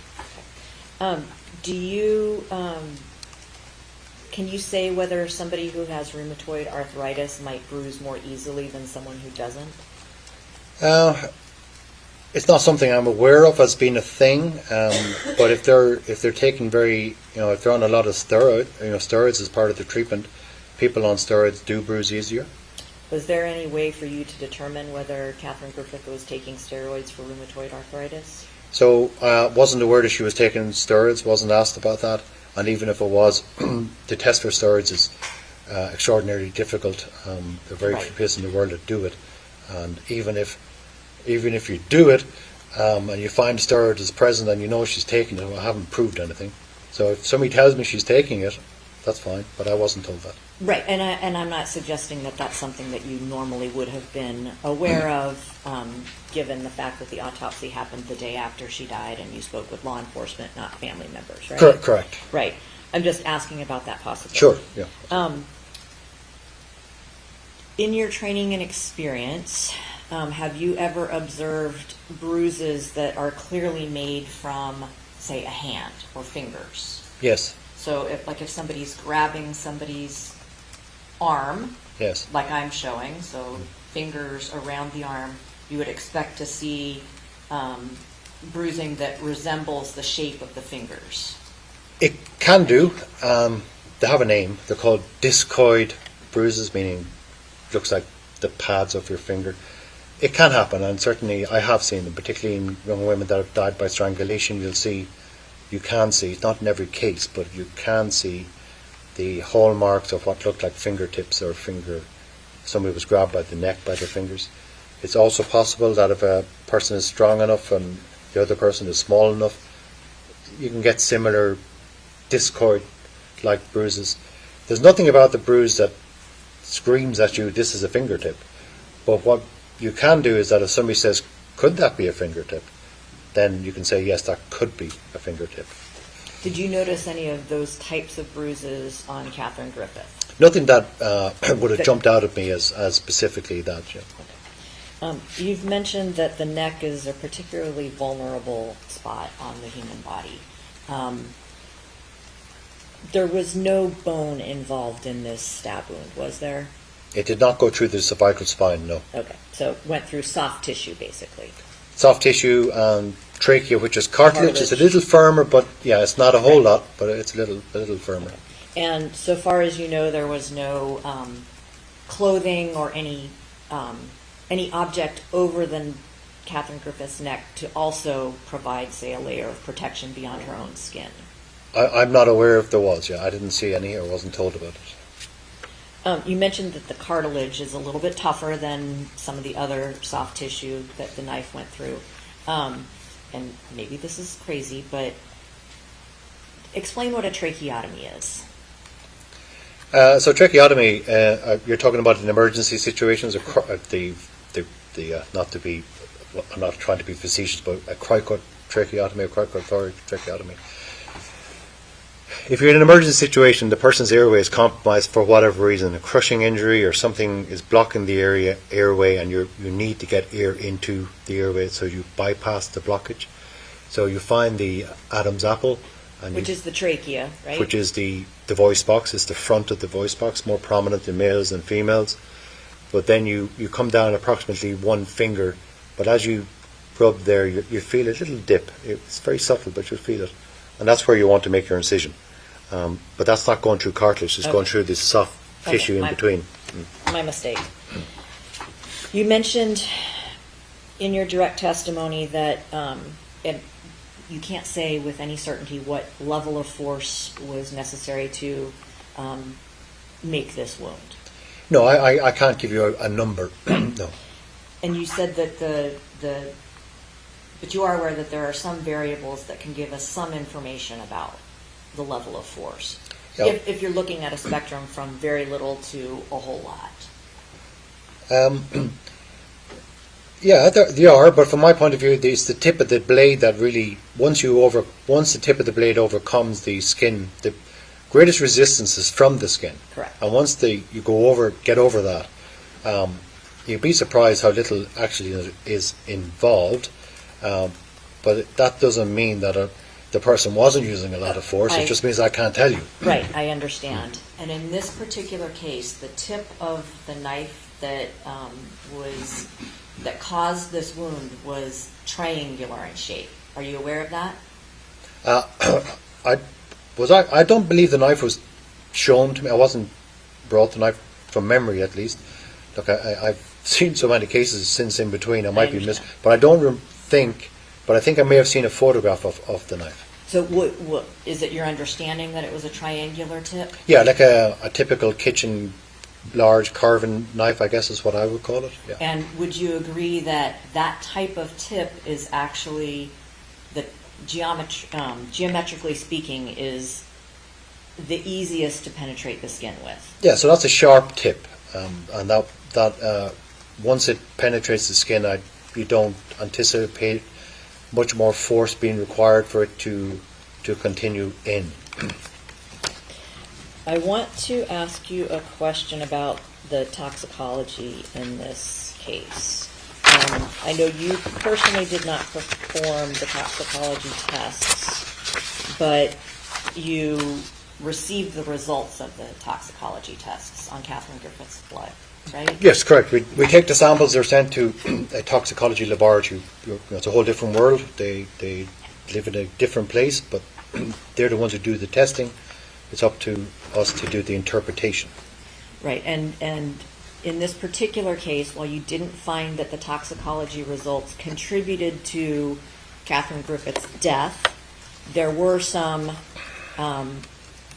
drugs in her system that you were at least concerned enough to note in your report, right? Yeah, I wouldn't say I use the word concern. I'm kind of obligated to tell the truth, and if they're in the report, I've got to report that. I can't hide it. But there were 2 drugs present, that is correct. Okay, what were the drugs? One drug is called alprazolam, you might know it as Xanax, and the other drug is amphetamine. Okay, tell the jury about alprazolam. So I'm sure I'd be surprised if you haven't heard about Xanax. It's a drug which is given, is widely abused by many people, but it's a legitimate drug. It's prescribed. Typically, belong to a class of drugs similar to Valium. It's a benzodiazepine, and it's used typically for anxiety. People who are prone to anxiety or have anxiety. It can be used for other reasons, but that's the main reason. People who who have symptoms or signs of anxiety. There might be, heartbeat, racing heartbeat, chest palpitations, whatever the case may be, not sleeping well.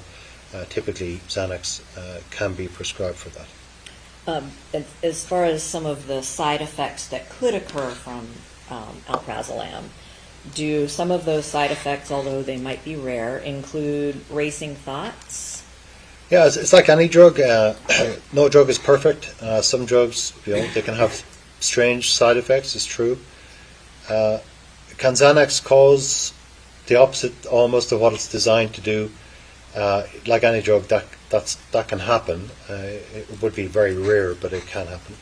What about agitation? Can Xanax cause agitation? And oddly enough, it's paradoxical. It's given for agitation, so why would it be causing that? In very rare cases, it's been known to happen. And what about risk-taking behavior? Can it also cause that? Risk-taking behavior. What do you mean by risk-taking behavior? That's just what the literature said. That's the term I'm asking about. I mean, it can be interpreted many different ways. Yeah, it can. Yeah, it is a drug. It is a drug that's commonly abused, I suppose. So if people are using it in an abusive manner, that's not the medical reason why they were taking it or the reason why they're prescribed it. So I'm not sure what risk-taking behavior is, but it can be abused or misused. You have no idea whether Catherine Griffith had a valid prescription for Xanax. I do not. The amount that was in her blood could have been well above a therapeutic dose that a doctor would prescribe, correct? Tricky one to answer, Yes. because Xanax is, like most other benzodiazepines, is a drug that's subject to what's called tolerance. What does that mean? Simply put, if any of you drink alcohol, you probably noticed that the first time you drank alcohol it had a certain effect on you, but as you continue to drink and get older, you seem to need more of the alcohol to get the same effect. That's tolerance. So you need more of the drug for it to do the same thing.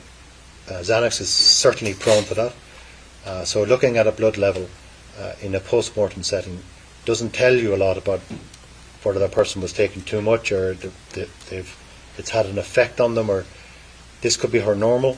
This could be just the amount she needs to have to be on a steady keel. Maybe it was a lot higher in the day. This is just a snapshot of what we caught. There's also another reason to make it complicated for you. I mean, it does take a while to get through all of this. There's a thing called postmortem redistribution, okay, and that is a circumstance where if you take a certain drug or certain drugs for long enough in your life, you would think that they go in, circulate around your blood, and then the body gets rid of them. Not true.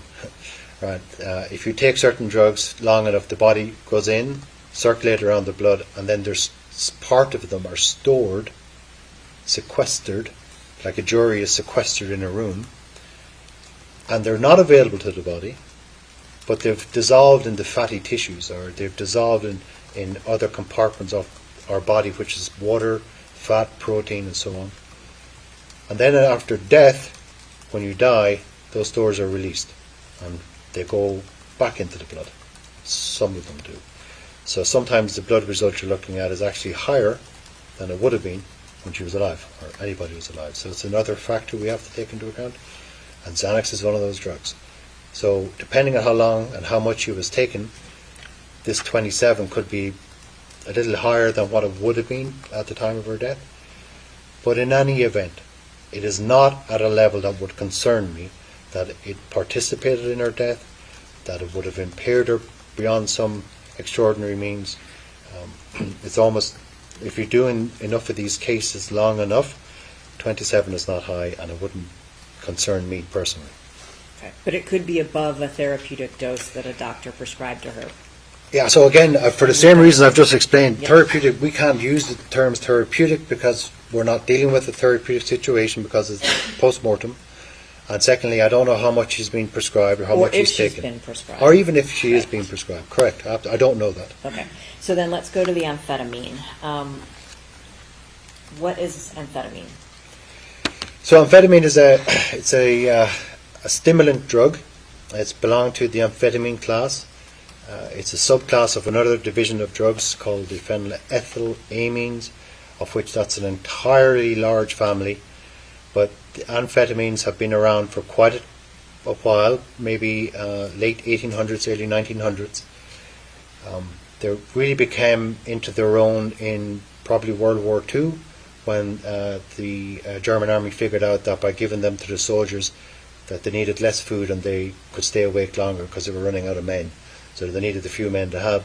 So they were given, Hitler famously was partly, one of the many drugs he was taking was an amphetamine. So they've been around a long time. So basically it's what some people refer to as speed or an upper.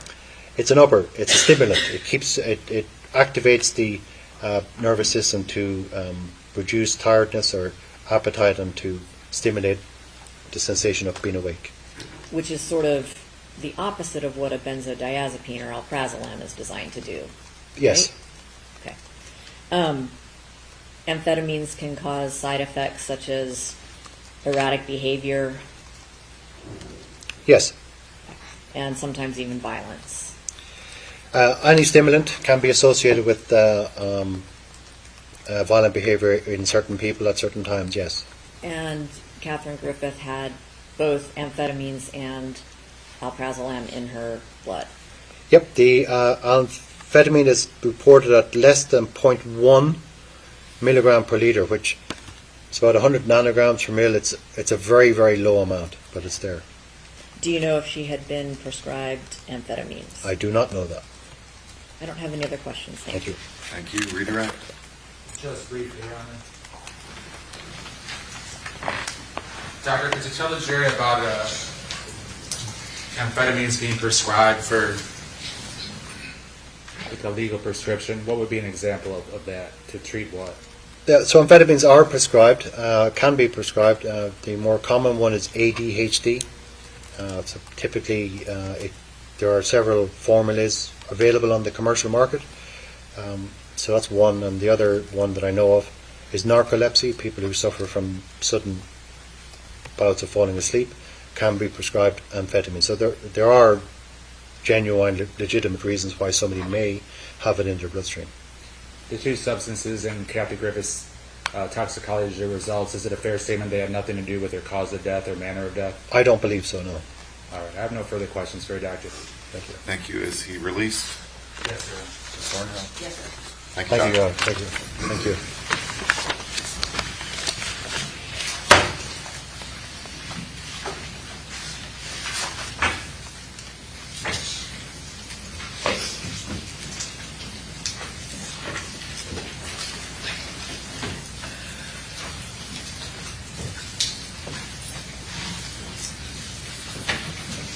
All right, ladies and gentlemen, it's just past 10:30. We'll go ahead and take our mid-morning recess of 15 minutes.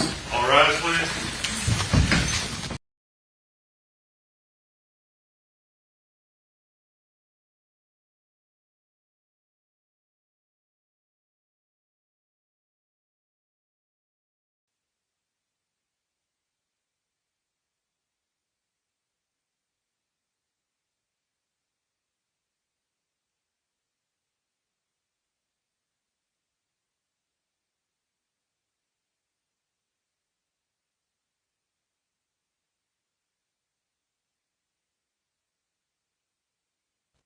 Stand right there at the podium, if you like. Would you raise your right hand, please? Do you solemnly swear or affirm that any testimony you give will be the truth, the whole truth, and nothing but the truth? I do. All right. You are Robert Willantis, correct? Yes, Judge. All right, Mr. Willantis, the parties have asked me to speak with you a moment to make sure you understand the limits of your testimony. Mr. Levine apparently has already discussed this with you, but I do not believe, and it's been represented to me, that neither party will be asking you anything about Charles Griffith's killing in Oklahoma. You understand that, correct? Yes, Judge. And that is correct, Mr. Levine. You are not going to ask.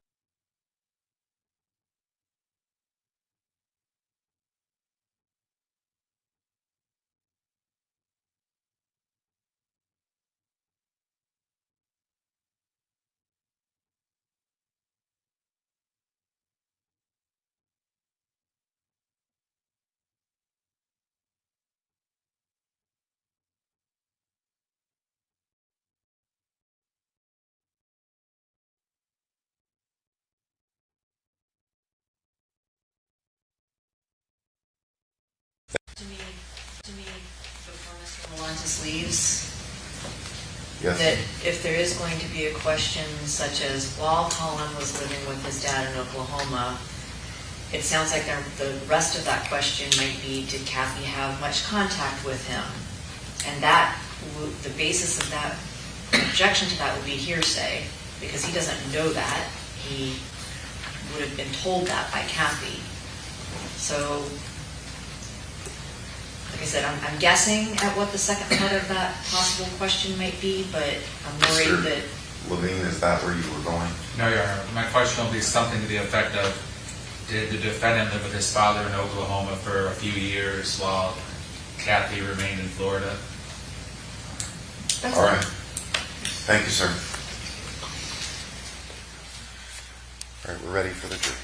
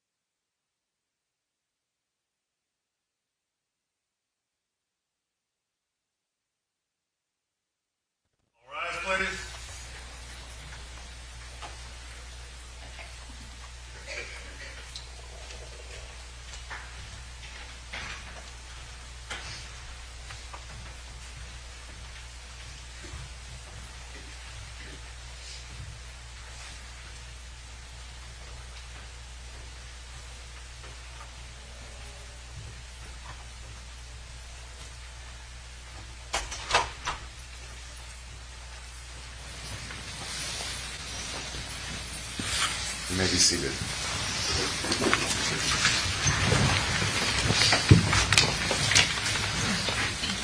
Mr. Levine, state's next witness. Your Honor, the state calls Robert Wolantis.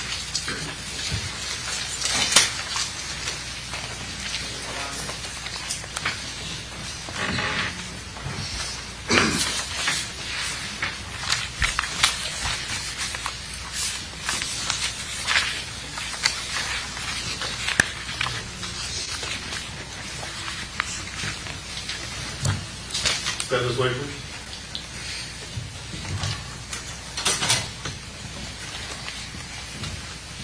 Can you read your right hand? Do you solemnly swear or affirm that the testimony given in this case will be the truth, the whole truth, and nothing but the truth?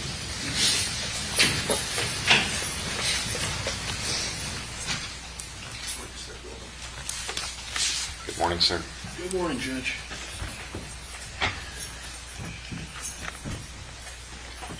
Mr. Levine. Thank you, Your Honor. Good morning, Mr. Wolantis. May you please introduce yourself to the jury and spell your name for the record? Good morning, ladies and gentlemen of the jury. My name is Robert Wolantis. Robert, R-O-B-E-R-T, Wolantis, W-A-L-A-N-T-A-S.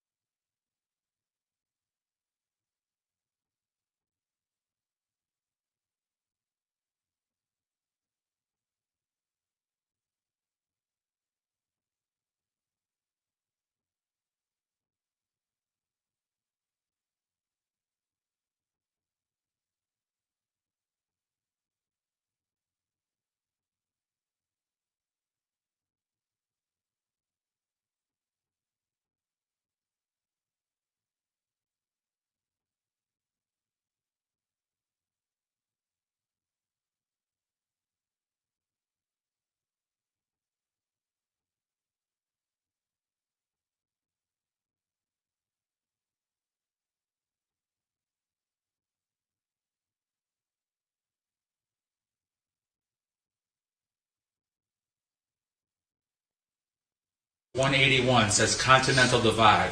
It is. That's in eastern New Mexico. And then, I'm holding up the other side of the sign. all right. Did the sign fall down or not? We held it in place. Kathy and I did a good job that day. All right. What about 183? That is Kathy with a huge log of petrified forest. And that is the largest meteorite or a piece of the meteor that impacted in Arizona. And then final photograph? That is my birth mother, and Kathy and I. So we have 3 generations there. That was for her 90th birthday. All right, now, Mr. Lantis, when the defendant moved back to Florida to live with Kathy, was Kathy happy about that? She was thrilled. Now, during the time period when, like, since then, when he moved back to Florida and lived with her, did she try to make up for lost time? She did. And what were some of the activities that she and your grandson would do? They had to catch up on 3 years of school. Collin was 3 years behind. And then they also caught up on the 4th year. So he got 4 years of education done in a single year. That's a huge accomplishment. They went to Australia, Central America, the Caribbean. She wanted to give him... Sustained. Sustained. Now, Mr. Willantis, what was your daughter's profession? She was a teacher. And what subject matter did she teach? Mainly English, but she would do other humanities as well. Now, tell briefly to the jury about your relationship with your grandson. Did you have a relationship with the defendant? We would talk on the phone, but I'm not a helicopter parent. I was there to support him and to support Kathy and to love them and be there for them.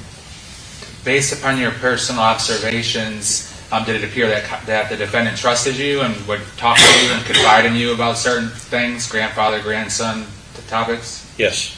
Did there come a time when the defendant said something to you that was very disturbing to you? Yes. Tell the jury about what the defendant said to you.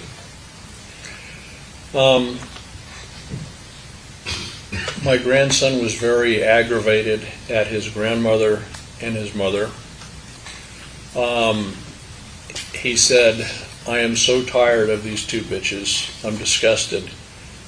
He said, "My mom, I keep thinking over and over, I want to slit her throat. I want her to bleed out. I want to smell the blood. I want to feel the blood. I want to feel the life and the blood leaving her body." Now, when he said that, what went through your mind? I needed to take a deep breath and do what I could to discourage that thought, because thoughts become words, words become actions. What did you say to him in response? I said, "Collin, I love you, buddy, but you can't have those kinds of thoughts and focus on them and then speak them, because you will cause them to become reality. Please think positive things about your mom, about yourself, and about a good future together." Now, at any point, did you warn your daughter about what the defendant was wanting to do to her? I did, but I did not use the exact words because there was so much malice. Objection, Judge. Sustained. Now, explain to the jury, were you concerned that if you used the exact words the defendant said that he wanted to do to his mom, that might negatively affect their mother-son relationship? It would, and I was afraid it would actually give her nightmares. Did you tell her a clean version or a more vanilla version, if you will? Yes, I did. What was her response? That he's been threatening her, and he's been threatening Susan multiple times with killing both of them. Now, knowing that, though, did she still want him in the household and wanted to keep having the relationship with him? Yes.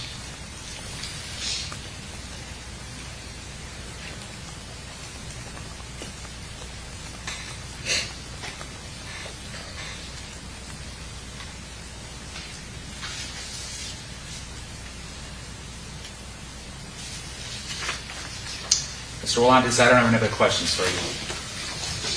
Thank you. Cross. Good morning, sir. Good morning. Mr. Willantis, you didn't come to Kathy's funeral, did you? No. Can you explain why? The funeral for a person is for those left behind.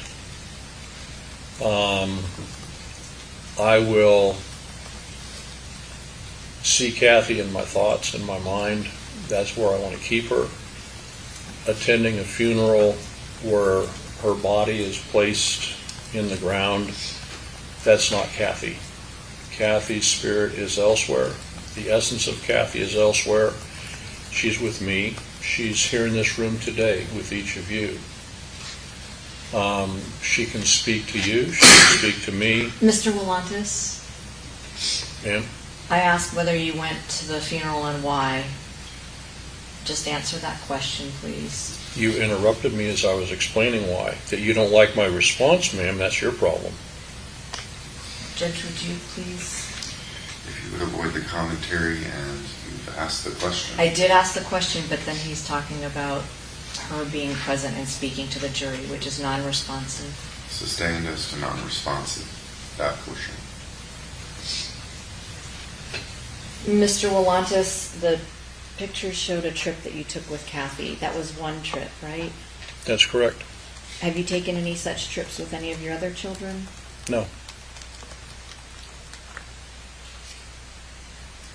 Do you have memory problems, Mr. Willantis?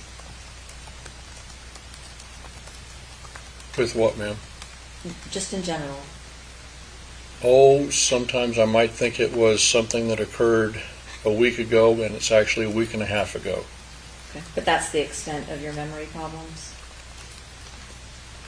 Usually, yes. When was it that you say Collin told you that he wanted to slit his mother's throat? I believe it was 4 months before she was murdered. It may have been before that. And Judge, I'm going to ask that he be instructed not to use terms like that. That's for the jury to decide. All right. Ladies and gentlemen, it is up to you to decide whether or not there was a murder in this case. You'll disregard that, the use of that word. Mr. Willantis, please tell us the month, if you remember, that Collin supposedly told you the things that you've shared with the jury today. May May of what year? 2024. Okay. And how did he tell you? Was it over the phone or by text? Over the phone. Okay. And what's your phone number? 505. This is being broadcast. I really don't want everybody calling me. Would you shut the feed off, please, for just a moment?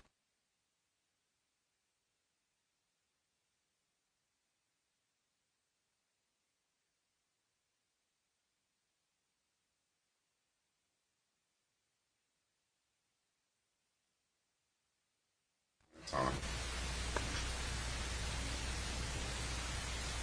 It's a, All right. Ms. Thornton. Mr. Willantis, do you have any other phone numbers that Collin would have talked to you on? No.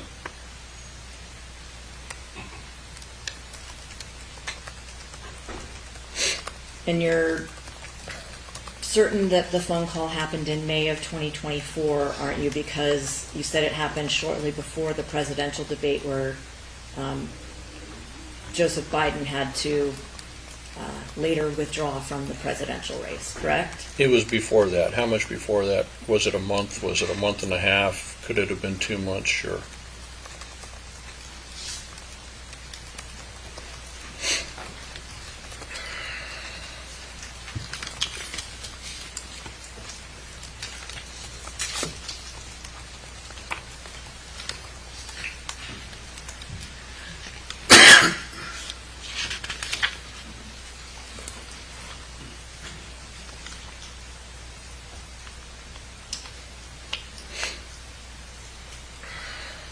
You came to court here in Florida back on January 14th of 2025, correct? Yes. And you rose your right hand, swore to tell the truth? Yes. Do you remember being asked this question and giving this answer? Question. Now, did your grandson, Collin Griffith, then at some later time make some very disturbing statements to you about what he wanted to do to your daughter, his mom? Answer. A few weeks before the disappointing presidential debate in June, which we can all snicker about, Collin was telling me, and then it goes on to repeat what you said earlier, but Yes. you remember saying it was a few weeks before the debate. Yes.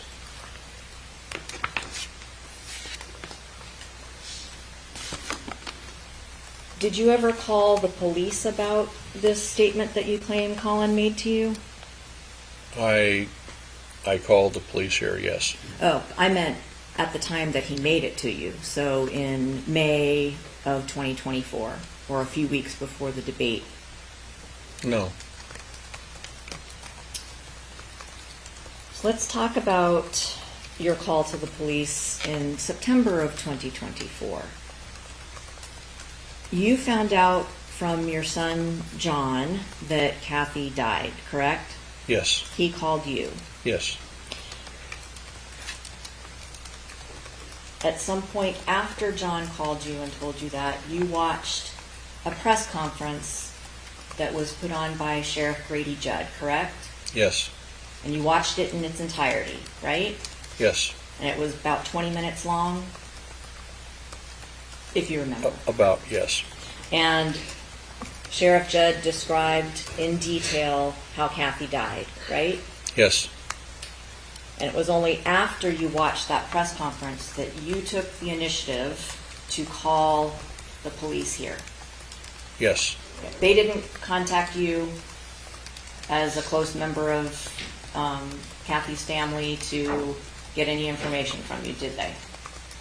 Initially, no. Right, you contacted them. Correct. So you inserted yourself into the situation.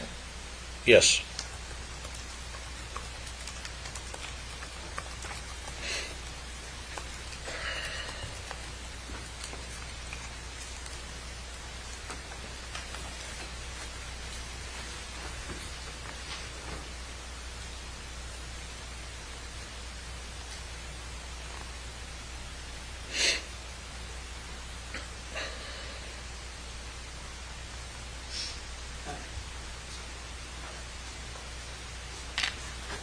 Oh, I know what I was going to ask, sorry.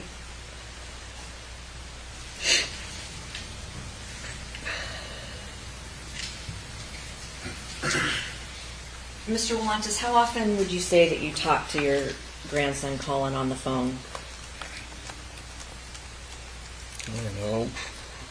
Somewhere between once a week, every 2 weeks. For what 3 period of weeks. time? It's up to him. No, I mean, up until when? Like over the months since he had been living in Florida with his mom? Every week, every 2 weeks from...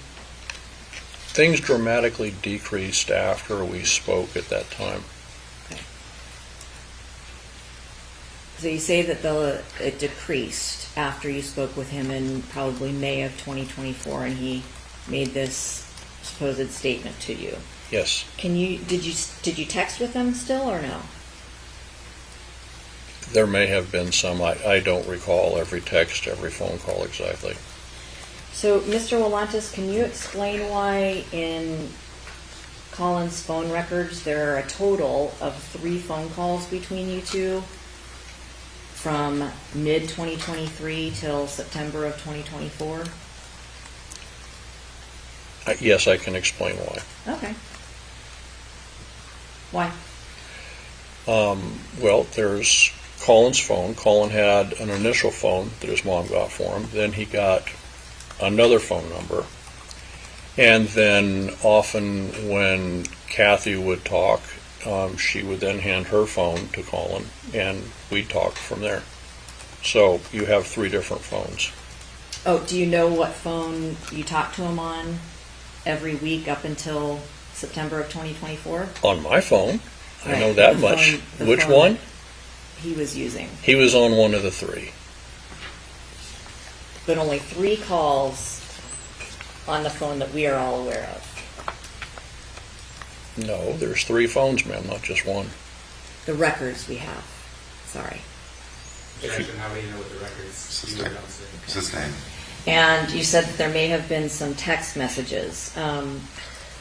So the text messages that are shown by the records indicate that there have been no text messages between you and Collin since Father's Day of 2023 when he texted you Happy Father's Day. Does that make sense? Most everything was phone calls. There were some texts since then between one of the 2 of Collin's phones.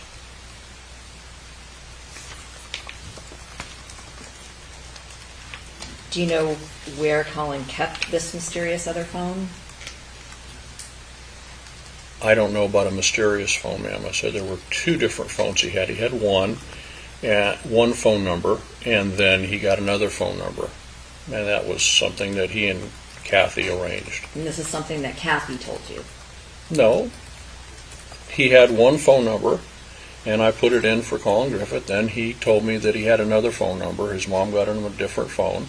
So I put that phone number in, and then Kathy's phone, so that's the 3 phones.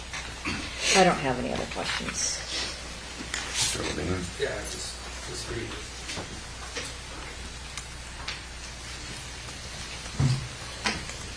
Mr. Willantis, the defense said that you inserted yourself into this situation. Do you recall that?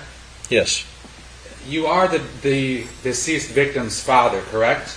Yes, I am. Did you insert yourself into anything voluntarily? When Collin and I spoke about that disturbing phone call, I told him that if anything happened, I would be talking with people officially instead of being quiet. And does it make sense that the murdered victim's father calls law enforcement? Sustained. Excuse me. Does it make sense that Objection is calling for speculation. Let me hear the question. Don't answer the question until I say so. Yes, sir. did it make sense that the deceased victim's father would contact law enforcement with important information as you did? Sustained. That's for the jury to decide, Mr. Levine. Now, when you called law enforcement on September 23rd of 2024,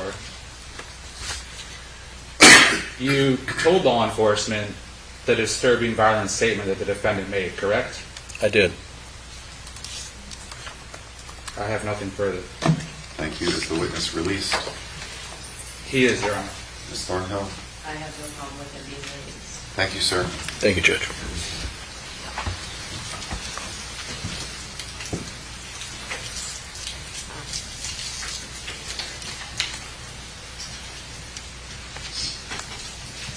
Mr. Levine, is there a witness that we can call up before a reasonable lunch hour? Your Honor, there's going to be a witness from out of county that's available at 1 o'clock. The only other witness for today is Detective Peters, which will be lengthy testimony. All right. That witness is not due till 1, or might that witness be here at 12:30? Do you know?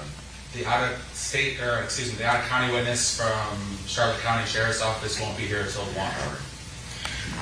All right, ladies and gentlemen, you're going to have a more leisurely lunch today of about an hour and a half. That sounds like we have 2 more witnesses for the day and cannot start that until 1 o'clock. So please enjoy your lunch and leave your notepads in the chair. It occurred to me, by the way, yesterday that I think I forgot to tell you during the preliminary instructions, in case you're worried about it. No one's ever going to read your notes, including me. You'll be allowed to take them with you to the deliberations room so that you have your notes there when you're discussing the case. And when your deliberations are over, they'll be delivered to me and promptly destroyed in the shredder in my office, and I will not be reading them. So just so that you can rest assured of that. So please enjoy your lunch and report back at 1 o'clock. All rise, please.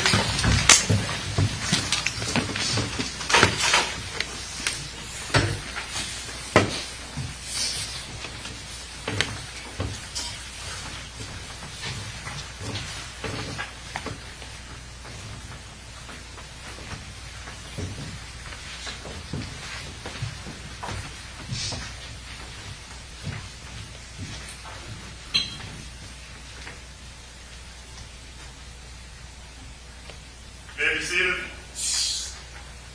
Anything before the lunch hour and a half? No, Your Honor, the first witness will be relatively short. There'll be one video clip played, and then Detective Peters will be longer, Your Honor. All right, we're going to be finishing watching the ring clips through Yes, Your Detective Honor. Peters. All right. Plus, I'm assuming there's some other. Yes, Your Honor. There's a number of text messages as well and some other things. He's not your last witness, is he? For today, he is, Okay. Your Honor. So, but you're not resting today. I'm not resting today, but as I was telling Ms. Thornhill earlier, on Monday, the state will be resting at some point. All right. If you think you're going to be resting super early, it might be good to know that. While we'll have to take up whatever motion there may be and other matters it may be that Ms. Thornhill could get started with her case on Monday. Yes, we discussed that, and she'll probably have witnesses available first thing in the morning in case there's not much presented by me. Okay. Yep, we've already taken care of it mostly. All right. I like lawyers who think ahead. All right, Judge, thank you. All right. I'll see you after lunch. Point control.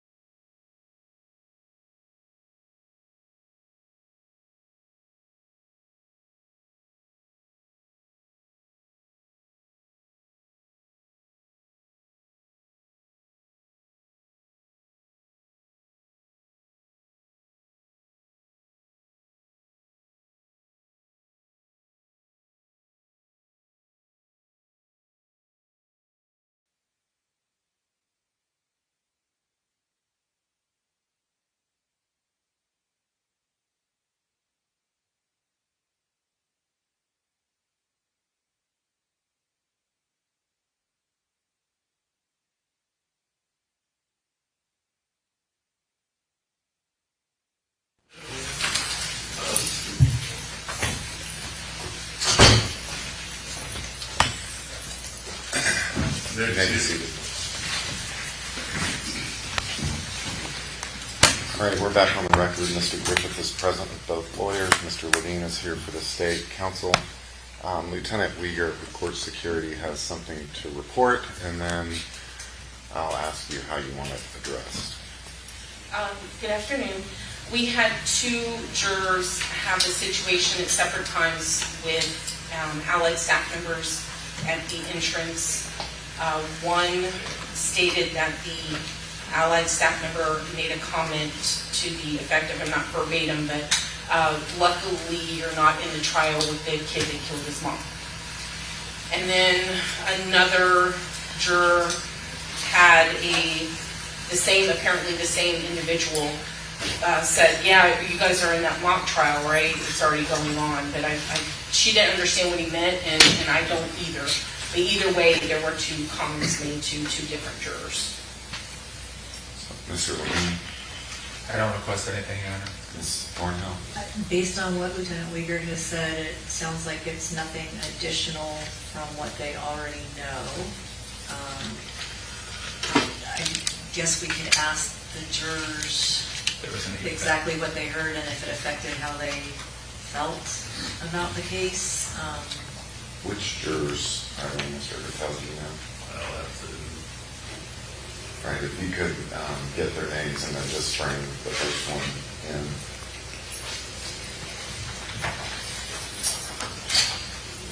This is off the record.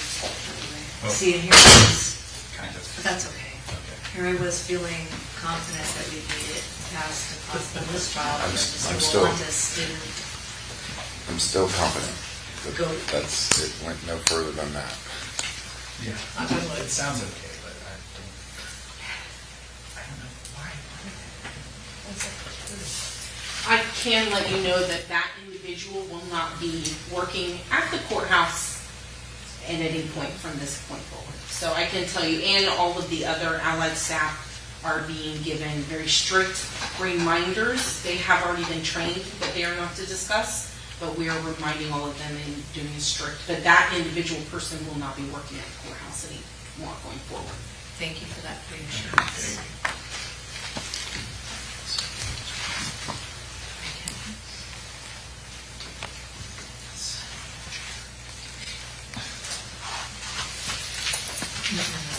Unless you kind of put your chair back there. Do you have like a smaller one? Yeah.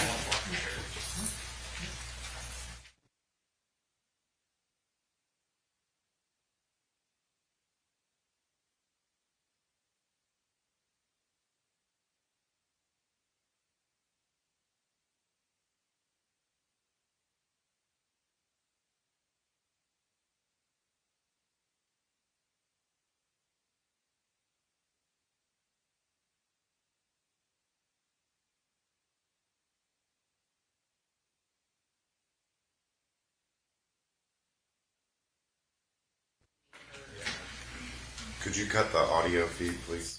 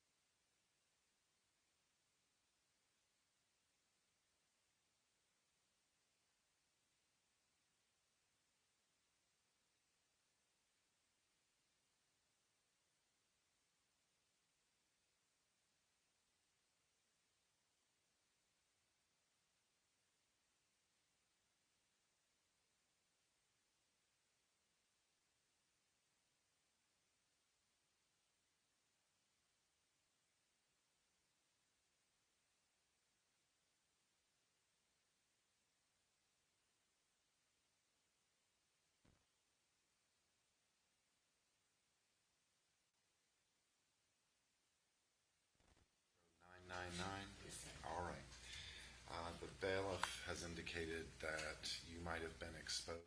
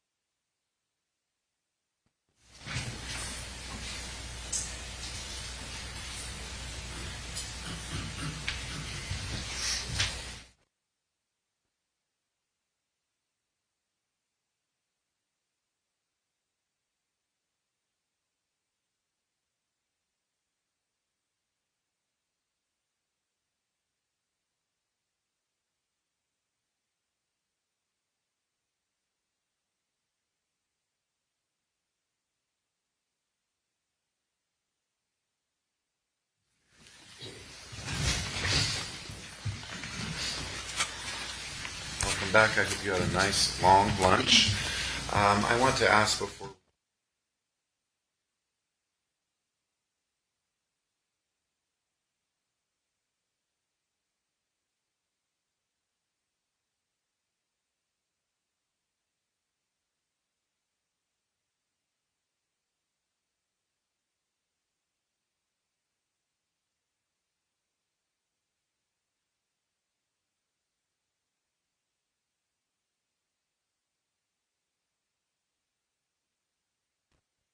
Sheriff's Office. Deputy Christopher Ellis. Your Honor, may we bring audio up? Oh, yes, of course.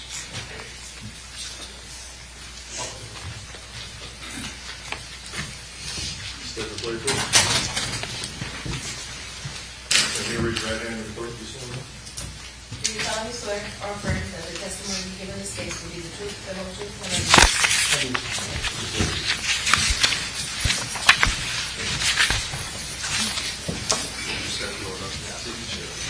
Good afternoon. You may inquire. All right. Good afternoon, Dr. Ellis. Are you a doctor? All right. Deputy Ellis, could you please introduce yourself to the jury? I'm Deputy Ellis, Charlotte County Sheriff's Office. And how long have you been employed in law enforcement? I've been involved in law enforcement for 9 years. I worked for Charlotte County for 2. Could you give us your first name? Oh, sorry, Christopher Ellis. Thank you. And what are the different divisions you've worked in, or units that you've worked in? I'm sorry, say it one more time. What are the different units that you've worked in law enforcement? I worked in Louisville, Kentucky for Louisville Metro Police Department. Worked in for 5 years. With them, I did a little bit of the division level task force team, apprehending subjects and drug traffickers. Moved to Florida, worked for Bradenton Police Department, and then now I work for Charlotte County. All right, Deputy Ellis, I want to direct your attention to a specific date. On November 14th of 2023 in the morning time, did you respond to an address, a residence in Port Charlotte, based upon a report you received that the defendant made statements that if deputies made him get in the car with his mom, he would kill her? Yes, And where was that statement made? Where was the defendant when he made that statement? at the Charlotte County Jail. And was that on the day prior to you responding to the residence? Yes. The morning of November 14th, describe to the jury the reason for you responding to their residence. I received my sergeant received a call and stated that the defendant had made a statement that he was going to kill his mom if he was forced to get into the car with her. We went to the residence, the defendant's residence, spoke with him, ultimately placing him under a Baker Act. And what was the reason that you placed him under a Baker Act? From the statement saying that he was going to kill his mom at the jail, and just speaking with him not knowing what he was going to do while he was at the home with his mom. Now, were you wearing a body cam when you interacted with the defendant and his mom at their residence? Yes. And was Corporal Joey Shaw also with you? Yes. And did your body cam capture some footage of your interaction and Corporal Shaw speaking to the defendant? Yes. Did you have an opportunity to see State Exhibit 194 briefly before court today? Yes. Your Honor, at this time the state would move State 194 into evidence. Any objection? No objection. It is received. And with the court's permission, if I may publish that, Your Honor? You may. Thank you.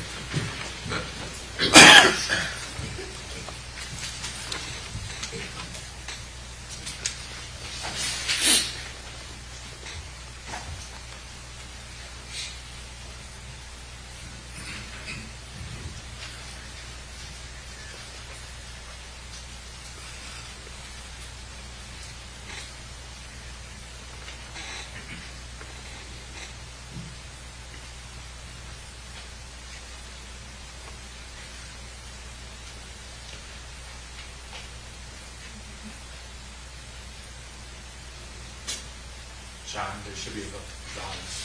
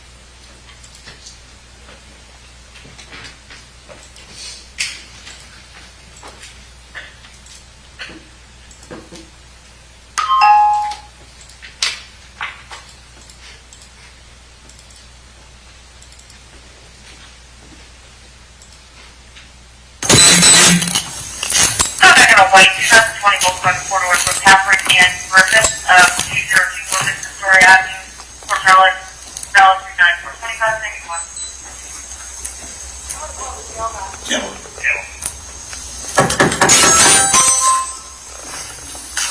Hey, somebody's in there.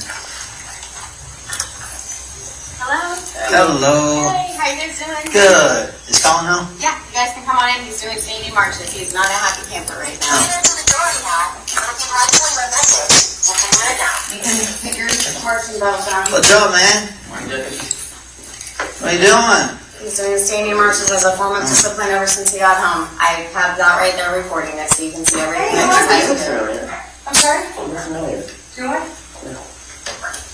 Just so you know, it's being recorded because as soon as he got home, I had him start doing standing marches. Is that working? I mean, he beat the shit out of me last night, so Right. this is his form of discipline for. That's something for a judge to decide.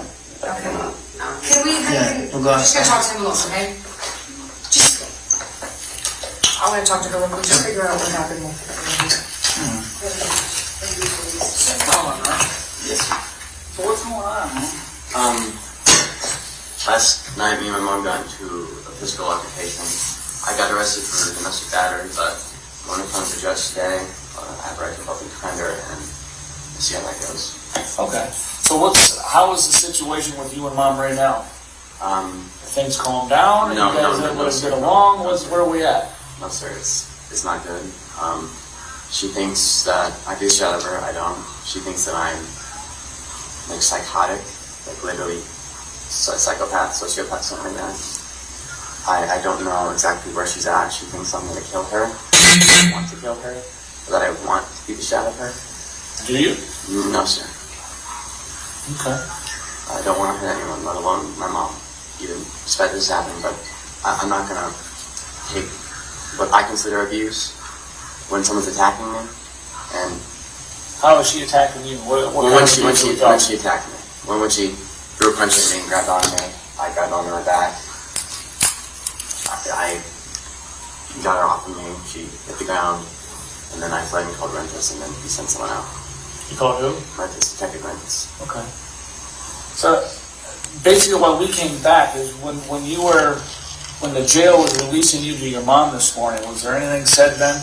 Yeah, I said that I didn't really feel safe there with myself and with her, and that I didn't know what was going to happen. I still don't know what's going to happen. As far as what? Her attacking me or her doing something to herself or me. Okay. What about you doing something to her? Are you able to control yourself? I'm in a constant state of fight or flight, and I don't know. If I think she's going to do something, even if she's not, I might act. I'm not going to go crazy or anything, but I'm not sure, honestly. Okay. You're not sure if you're going to hurt your mom?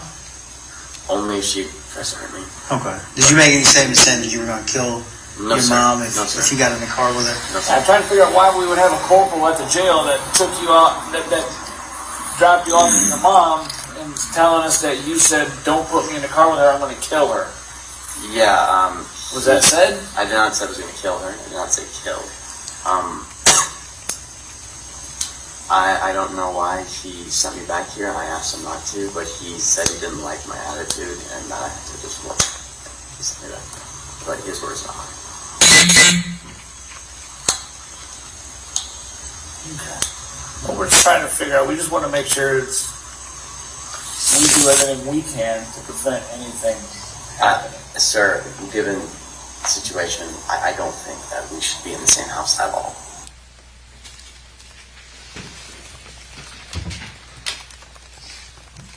Deputy Ellis, at the conclusion of your interaction with the defendant, did you Baker Act him on that same shortly thereafter? Yes. I have no further questions. Ms. Thornhill?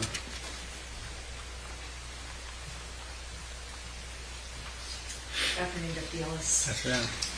How long had Collin been home from the jail when you all arrived at the house? I have no idea. You don't know when the sergeant from the jail called to make this report? No, ma'am. I just received the information from my sergeant. So he could have been home for hours by the time you got there. Possible. When you first walked in to the home, Collin was standing with 2 weights over his head and doing marching in place, correct? Just one. Just 1 weight? Yes, ma'am. Okay, sorry, 1 weight. And Kathy Griffith had indicated to you that she had been making him do that since he got home from the jail, right? Yes, ma'am. If Collin had wanted to kill her, unprovoked, unattacked, he could have hit her in the head with that weight that he was holding over his head, couldn't he? It's possible. He could have done something while they were driving home in the car together, right? Possible. But he didn't do any of those things that you're aware of. Yes, ma'am. And he told you repeatedly that he didn't want to do anything to his mom, but that if she attacked him or if she came at him, that he would do something in response to her attacking him, right? Yes, ma'am. Thank you. Redirect.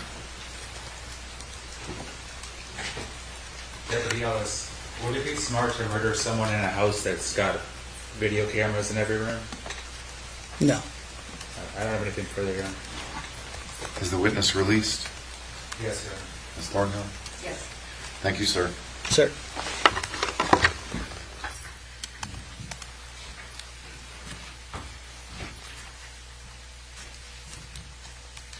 Next witness. Your Honor, the state calls Detective Danny Peters with the Polk County Sheriff's Office.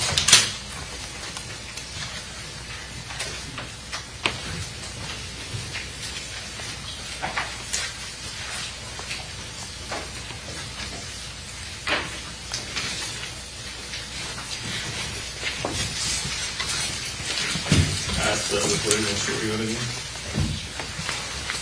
Do you solemnly swear or affirm that the testimony you give in this case will be the truth, the whole truth, and nothing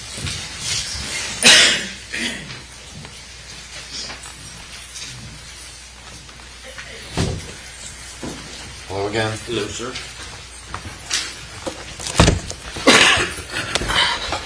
Mr. Levine. Detective Peters, we left off with your portion of the testimony yesterday afternoon. We concluded with the Ring video footage from September 7th, 2024, which was a Saturday. Is that correct? Correct. And at that point that the defendant had left the house and Kathy was in the house by herself, correct? Correct. Is there also an exhibit in the form of 198 that captures some clips from Sunday, September 8th? There is. Was that the day that Kathy died? Yes. Later that day? Yes.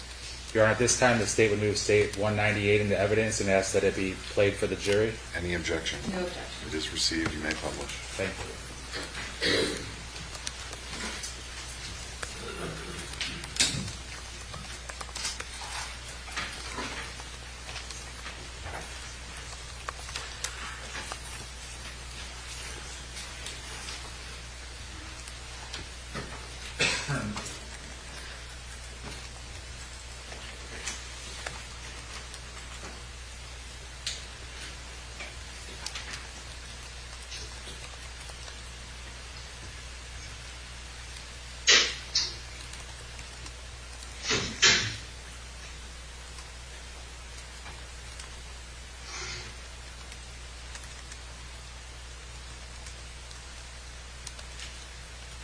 Is this clip at least from the early morning hours of Sunday, September 8th? Yes.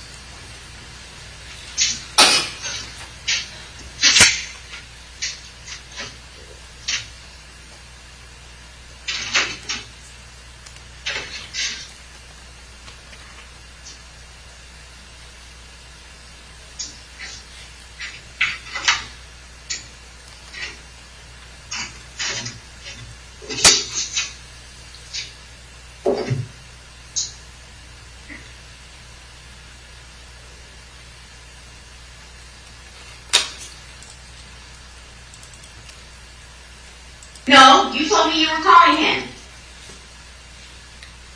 You told me you were going to get your neighbor over there, or I'm sending the police. Do you want the police to go? Then you'd rather have the police go. Okay, that's fine. I'll do anything I need to. I will not take a call from you after this ever again. If Colin's not here by 10 o'clock, I'm dead to you. Do you understand me? Do you understand me? Do you understand me? Do you understand me? Yes or no? I need a yes or no. Yes or no? Do you understand me? Okay. You don't understand.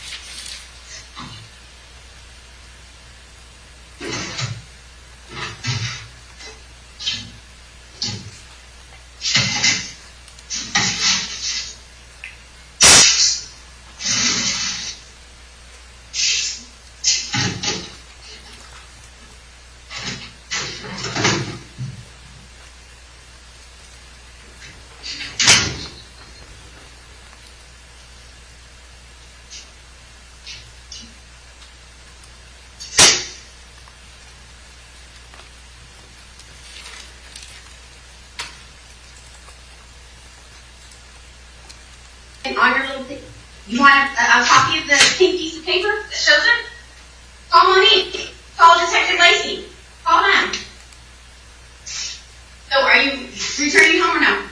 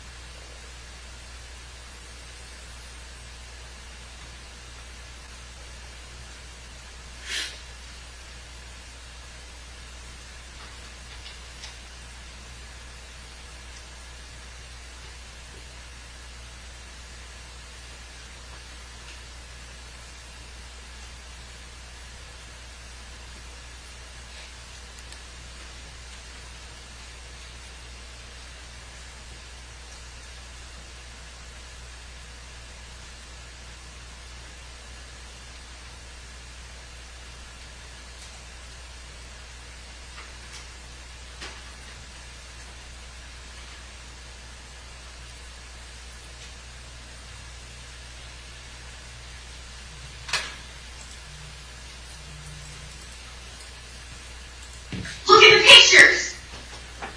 Okay, it doesn't matter. You were knowing with me, and you lied to me while we were here. I said, do you have him? You said no, and I don't know where he is. You said that to me. Okay, it doesn't matter. It doesn't matter because you still don't have eyes on him. He's talked to you. No, he's already talked to you because I can see where you guys have been talking. So if he's not here by 10 o'clock, I'm sending the cops. Oh, it is. It is. We're all losing our jobs, and he's losing everything. That's why I signed the car over to myself. I need the money. So I'm taking the car. I'm taking everything. So I'm about to go up there and go and get the car because the car is mine. I have it in my name. The mobile notary name. I don't have to send you copies. I already sent you the title.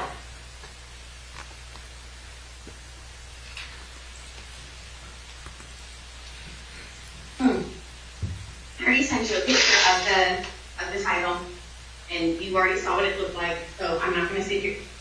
Okay, then you need to go back through the pictures, because you also said you don't have the pink picture that shows it. You also said that you don't show the call records, and that you believe Collin, even though he's there at your house. So you're illegally the wall. Tell him your house, and then he has to go back home. Is that correct? No. I'm asking you a specific question. Have you told needs to go back to this house? No. Did you tell him he needs to be back home to this house by 10 a.m.? And he needs to vacate your house if he does not have permission to be at your home? No. That's what I told him. Okay. Okay, and that's not what he did. He called me and he said,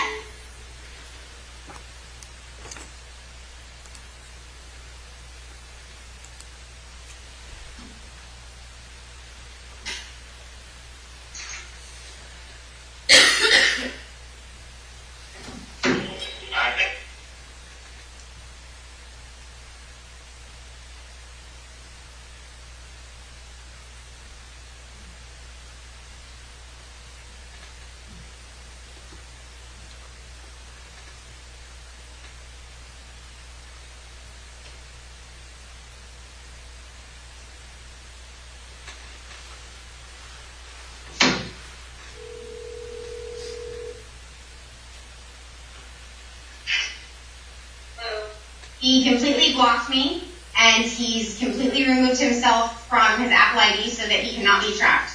So, right on that.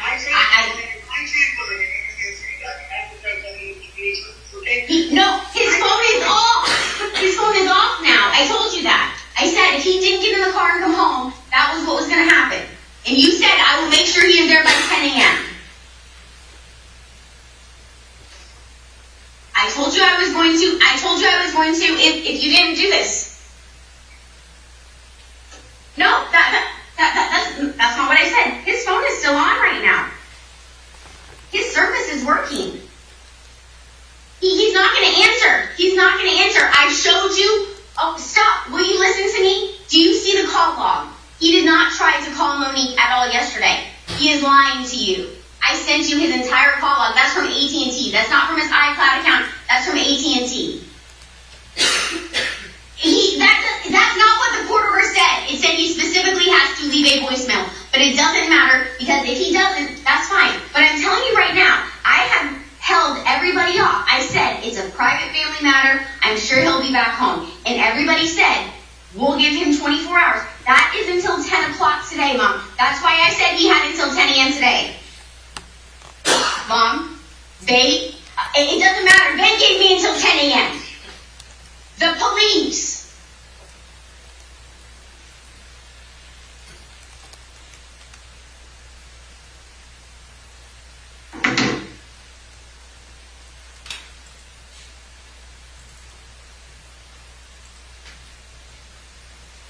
I'm not speaking to anymore. Either my son is in my driveway at 10 a.m. or we're not talking anymore. Okay, that's fine. You don't want to talk to me? That's fine. Goodbye.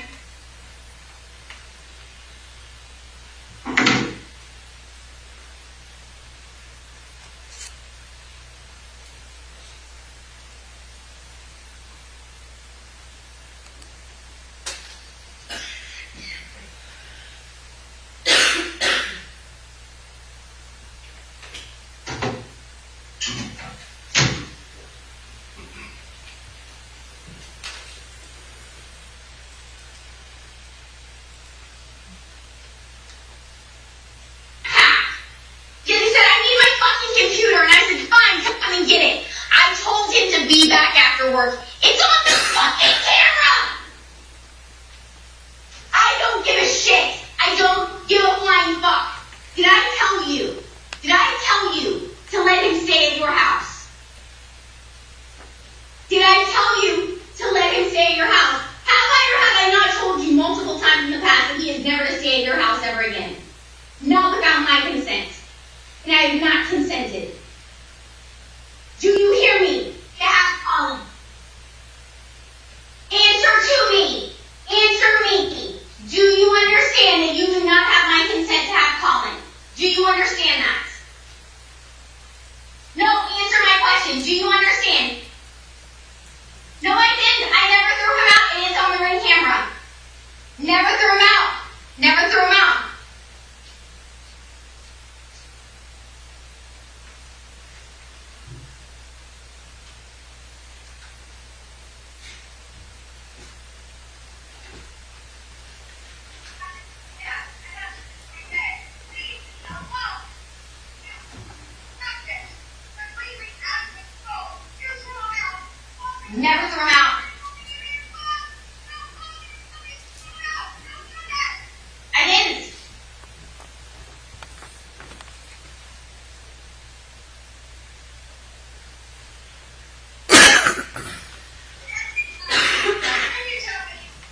do not have my permission to have Collin in your home. Collin needs to be returned to me immediately. If when you arrive at your home, Collin is at your home, please inform him he is immediately. If neither of those things happen, and I find out that he is still in your custody, I am standing in front of my ring camera having this conversation with you on speakerphone. I expect Collin to be here back at my house. And if he's not back by 10 a.m., I'm going to take it that you are holding him hostage and not giving him back to me. Thank you. I hope you have a great day. Goodbye.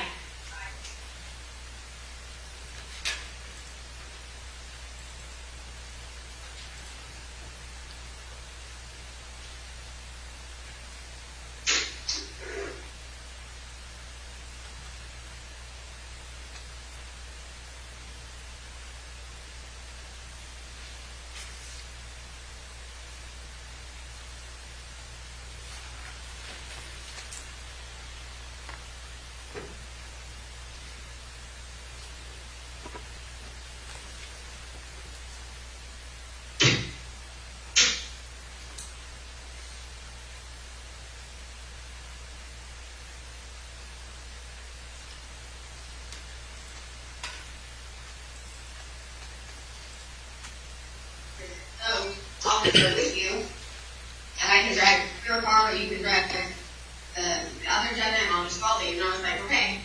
So his aunt lives there.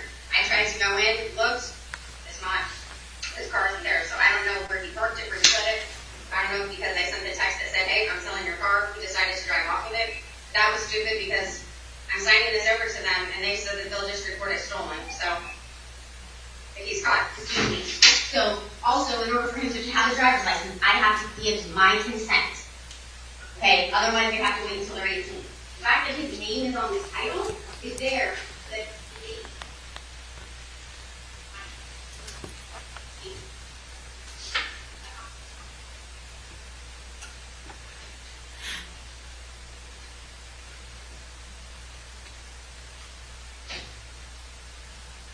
come on, Cass.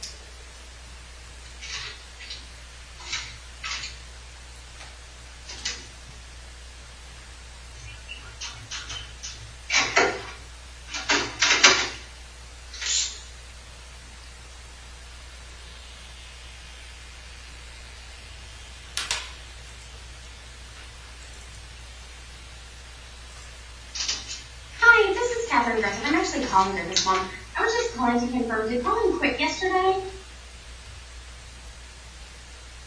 Collin Griffith, yeah, when he called in, I know he didn't show up to work yesterday. Did he quit yesterday as well? I just need to know.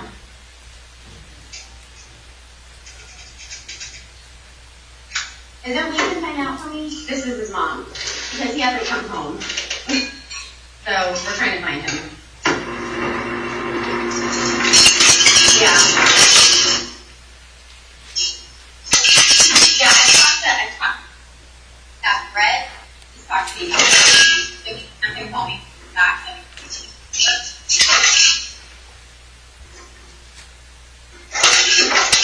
Okay. Yeah, I just need to know if Collin told him that he was quitting or what he said. Collin is missing and hasn't been home in almost 24 hours. Okay, thank you. Thank you.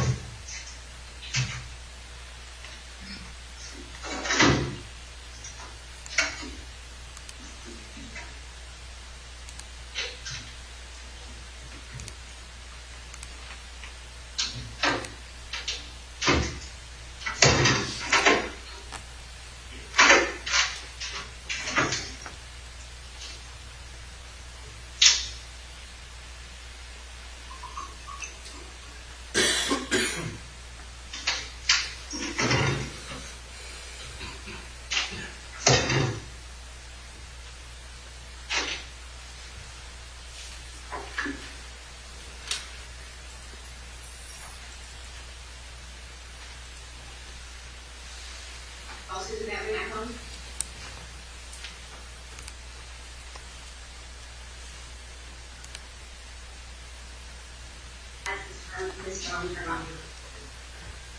But you won't, and that's the problem. He's had it turned on Do Not Disturb. He called me at 7:32 this morning and talked to me for 56 seconds and told me I was a crazy psychotic bitch and he wasn't leaving and that he was going to stay there with Mama and that that's not a violation of his probation. I sent him a picture. Like, if he's sending you all these things, did he send you the pink picture that I sent to him that shows specifically, like, the pink sheet of paper they gave me that says he can leave the county to go visit his grandma? But it doesn't say he can leave the county to go visit his grandma. And that's what he thinks it means. And he thinks it means without my permission, he can just leave and go and do that. Oh, yeah, everything's not good.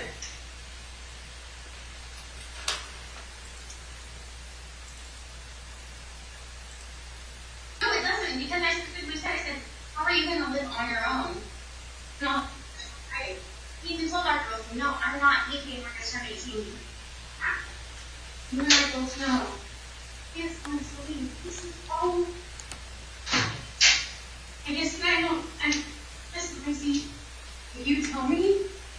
Just sit back and stay with your mom. Go sit in your feet. Let it go.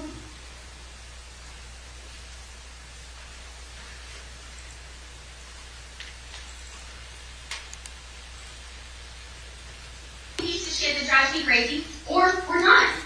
So he wants to do this. He wants to go to court. That's what he wants. He wants this. That's what he wants.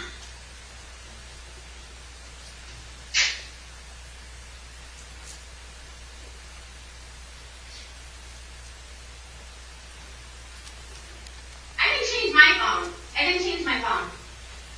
No, I changed the voicemail to say that nobody could call me. That was all I did. No, Mom, you're a fucking moron. My phone was never disconnected because if you would have tried to send a text, it would have showed you that it would have gone through. I went onto YouTube, pressed play for the violated the rules in the house. We already he didn't show up to work yesterday, and it said, want to know where he went? The movies. I'll show you the receipt. He went to the movie theater. And you know what he's been doing all day while he's at your house? Because it's showing up every time he takes a screenshot of it on his iPad account. He's playing video games, killing people. And I send those screenshots to you. So tell me how he's better off at your house where he's killing people, pretend, and making fun of it, and kidnapping them, and having them tied to little chairs while he tortures them and kills them with other people in this little game scenario that he has. I sent you pictures of the screenshots where they're I'm calling you right now. Oh. No, you're not!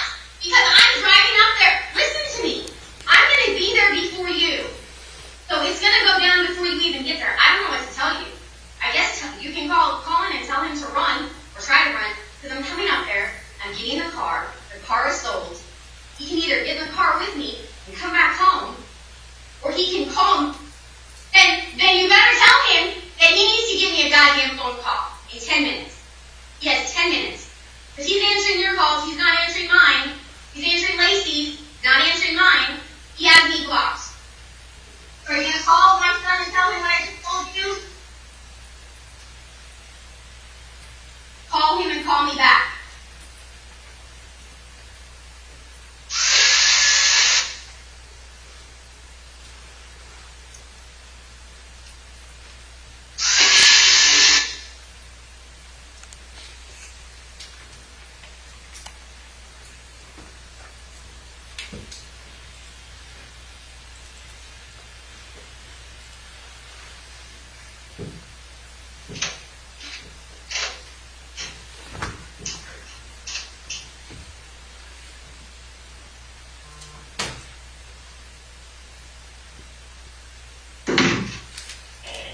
Thanks for calling. State your name, number, and then play call, and I'll be back. At the tone, please record your message. When you have finished recording, you may hang up or press 1 for more options. Hi, Collin. This is your mom. I am just calling you because I know you talked to Detective Lacey. She told you that you needed to be home today, and apparently you said, no, you're not coming home. And so I guess you were explained the situation and that if you don't come home, you are going to be charged with violating your probation. So I'm just warning you, I am on my way to you to pick you up because you're not allowed to stay away from me like this. You're not allowed to be in Mama's house, and I have every right to come and pick you up. So I'm coming to pick you up. You can get in the car or not get in the car. Right away. That's you.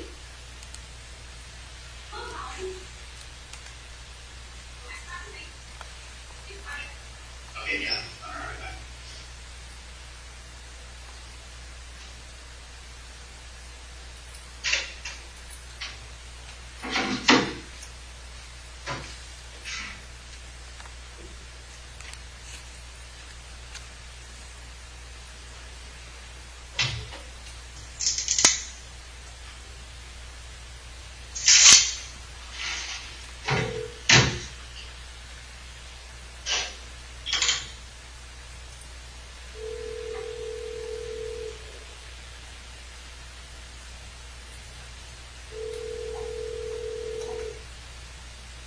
Your call has been forwarded to an automatic.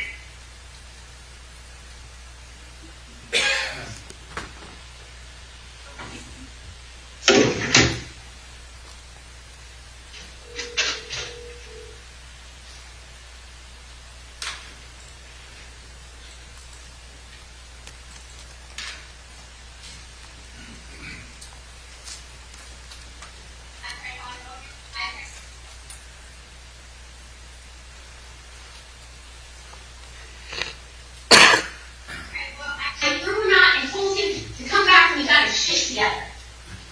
Yes, I did. Okay, it doesn't matter. Check your text. Okay, because it never said that via text. So have fucking fun with it. I'm on my way. Oh, do you need a gate code or no? Do I need to wait for the police to get there?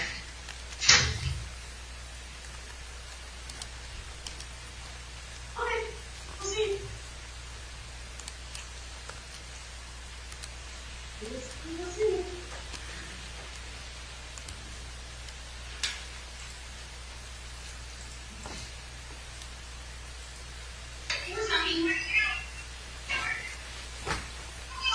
It actually is less. Go ahead. He has work from 4:30 to 8 today. 4:30 to 8:30. So, yeah.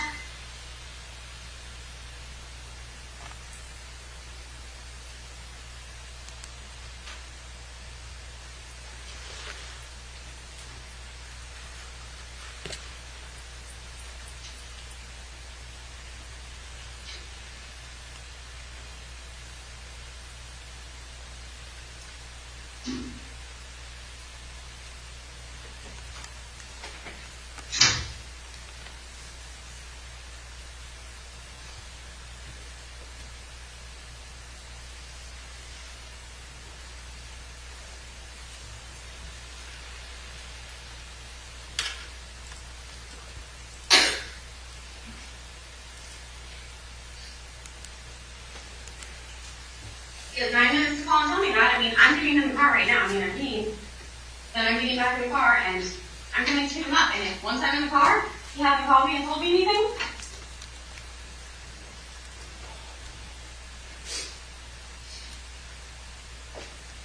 but that's not how it works, because he still has to go see Monique, and he sent Monique an email saying that he knows he violated his probation.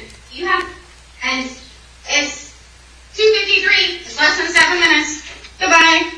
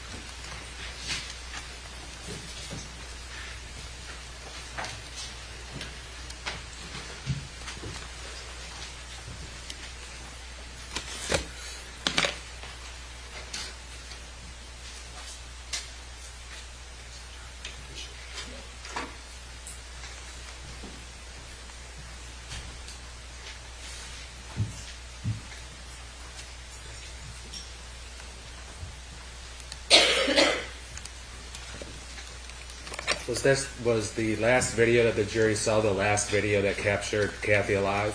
Yes. And did she leave the house in the clothes that she would die in? Yes. And did she have the brownish, yellowish Kate Spade backpack purse kind of over her shoulder? She did. And did you see that at the crime scene? I did. Was it soaked in blood? It had blood on it, yes. Now, let's switch subject matter for a moment now. Done with the videos, going to text messages. I believe you mentioned yesterday the basic process of getting forensic downloads and information off the cell phones. Were you able to, from those cell phones, something called a Cellbrite extraction report, generate a Cellbrite extraction report that detailed text messages on September 7th and September 8th? Yes. Describe to the jury a little bit, what does that mean, a Cellbrite extraction report? It's just a report that's generated from the program that's used to download the phones through our computer crimes division. From that, were you able to basically see all of the text messages between Kathy and the defendant on those last 2 days, the Saturday, September 7th, and Sunday, September 8th? Yes. Were you also able to see the text messages between Kathy and her mom, Susan? Yes.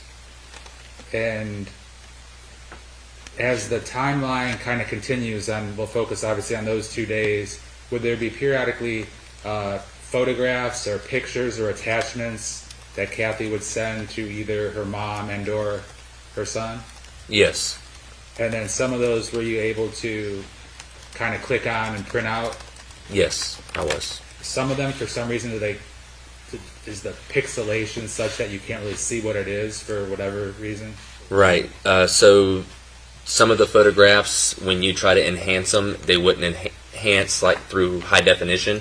It would be completely pixelated and you wouldn't be able to tell what was in the photograph. As far as you can tell, though, was there anything of major importance that you weren't able to see? No. Now, have you had an opportunity to see State Exhibit 188, which is the Cellbrite reports containing text messages and some photos from September 7th through September 8th between Kathy and her son? Yes. And were those obtained off of the defendant's cell phone? Yes. So is it a fair statement, even though that it was not possible to get a download from Kathy's phone, you were still able to see the content of the conversation because defendant's phone was able to be downloaded? Yes. At this time, Your Honor, the state would move State Exhibit 188 into evidence. Any objection? No objection. It is received. And then 196, Detective Peters, is that a similar exhibit but from Susan Detman's phone? Yes. And does that show text message conversations between Kathy and Susan? Yes, it does. Your Honor, at this time, the state would move State Exhibit 196 in evidence. Any objection? No objection. It is received. And for the record, that includes the text messages from September 8th between the two ladies, correct? Correct. Now, from watching the videos, is it a fair statement that sometimes you can actually see Kathy sending texts or taking photos and then sending them to her mom or to the defendant? It appears that she's texting and sending photos to someone in that moment. And conversation-wise, are you able to see some things that Kathy refers to her mom, text messages that she sent as well, and subject matter that she was sending off to her son, the defendant? Yes.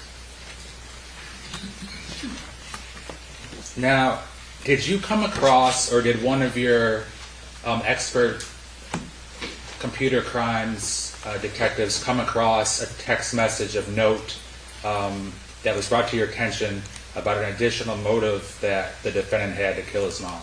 Yes. Tell the jury just briefly, how did that come to your attention? So, early morning on the 9th of September, I received a phone call from our computer crimes detective who was going through the download and explained to me they found an interesting text message that I needed to be aware of. After reviewing that, were you able to create an exhibit within an exhibit, so to say, meaning you isolated that specific text message and it was able to show the date and the time? I did.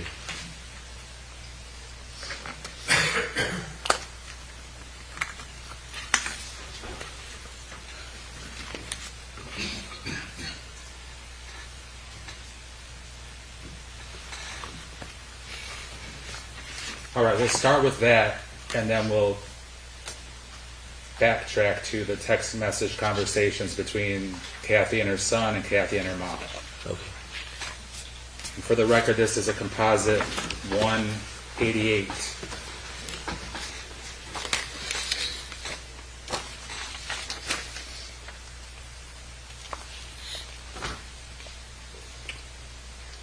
I'll bring this to you so you can read it to the jury, but for their benefit, just so they can see visually what it looks like, we'll put it on the Elmo here.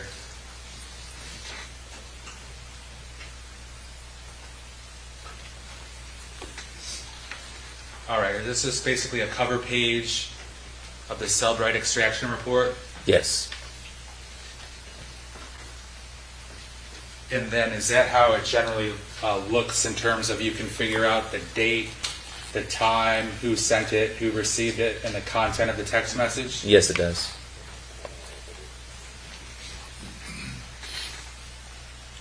And if I may approach, Your Honor? You may. Detective Peters, the jury will obviously have the benefit of this in the deliberation room to look at it up close.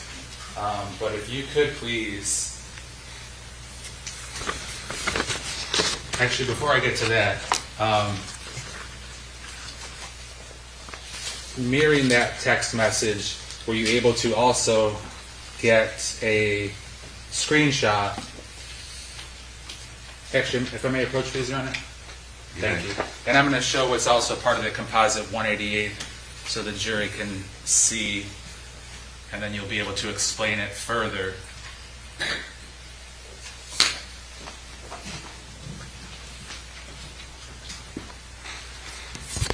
If you could please, Detective Peters, explain to the jury those three screenshots, what are those pictures of?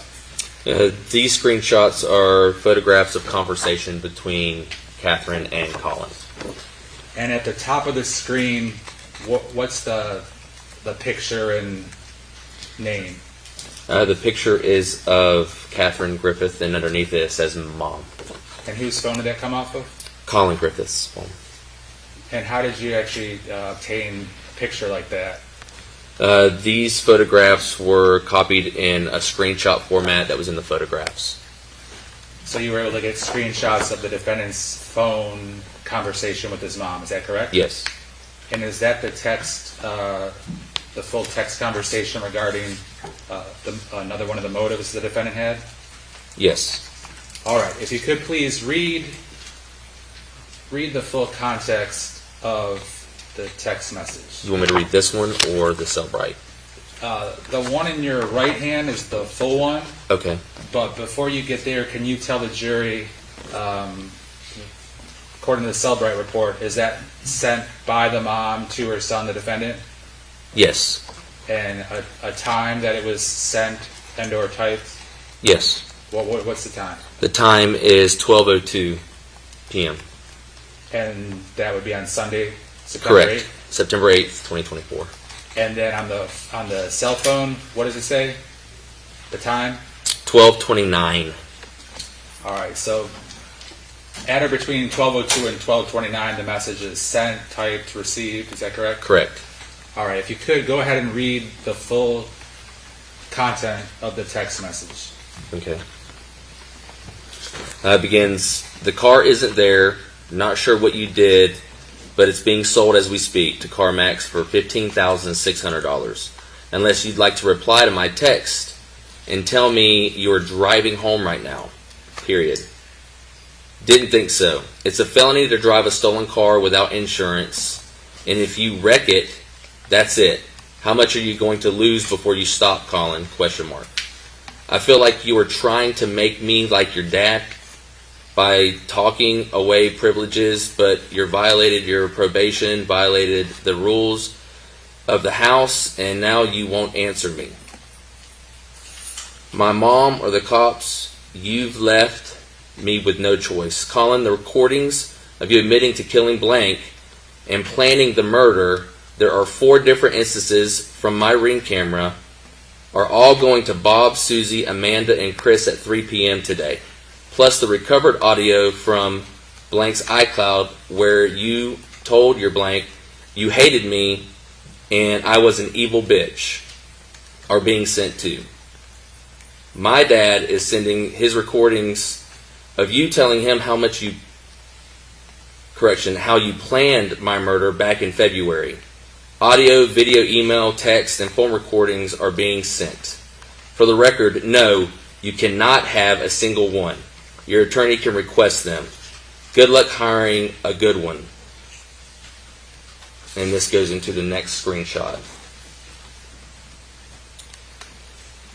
Because the 751 clearly states I have to be medically incapable of caring for you, and I am not.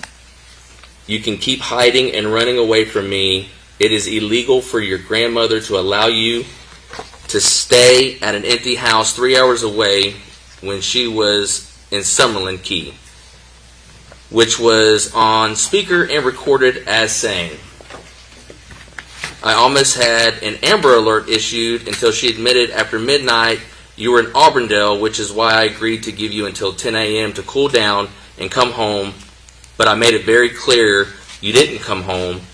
I legally don't have a choice but to report you as a runaway. Mama complained about you in February. You threatened her in February, but all of a sudden you go back to her and she takes you in, and I'm supposed to just let her steal you when I'm legally responsible and now in trouble for not reporting you as a runaway last night and waiting until this morning. That's not how this works. I'm giving the police your number, Mama's number, and DCF's all numbers now.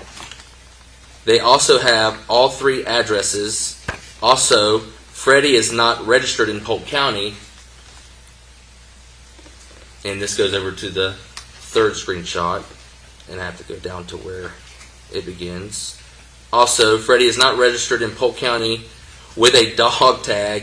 That's a fine, and Mama owes taxes on her other trailer she sold in the same neighborhood. Her HOA doesn't like you or her. The police are going to bring you home, or DCFs will take you and eventually bring you home. Either way, you fucked up and list your chance to get off probation by October 5th, 2024. All because you didn't want to help me mount a bookshelf that took under 30 minutes. Weed eat the backyard and clean your room because bugs were in the candy that you had all over. Remember, you chose this. You have 10 minutes to call me and fix this, Collin. I am signing this title and handing over the keys now.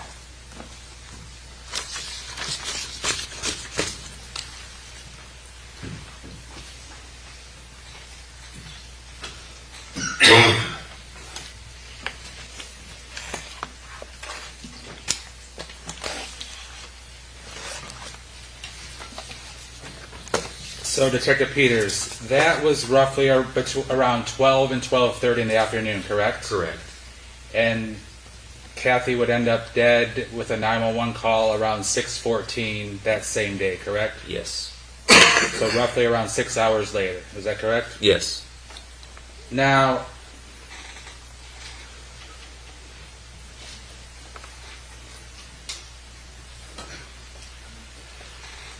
I want to focus for a minute on the main part of that text. Collin, the recordings of you admitting to killing, you said blank? Blank. Did you? Right, but she mentions the name, correct? Correct. And planning the murder, there are 4 different instances from my Ring camera are all going to Bob, Susie, Amanda, and Chris at 3 p.m. today.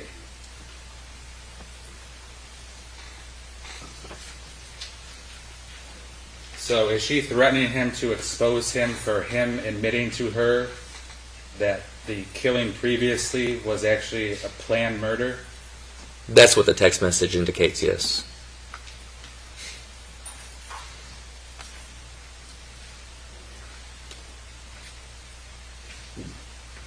And then was she also planning on sending recordings of the defendant calling her an evil bitch? Yes. Was she also threatening that her dad would be sending his recordings of the defendant telling him, the dad, meaning the grandpa, that the defendant planned his mom's murder back in February? Yes.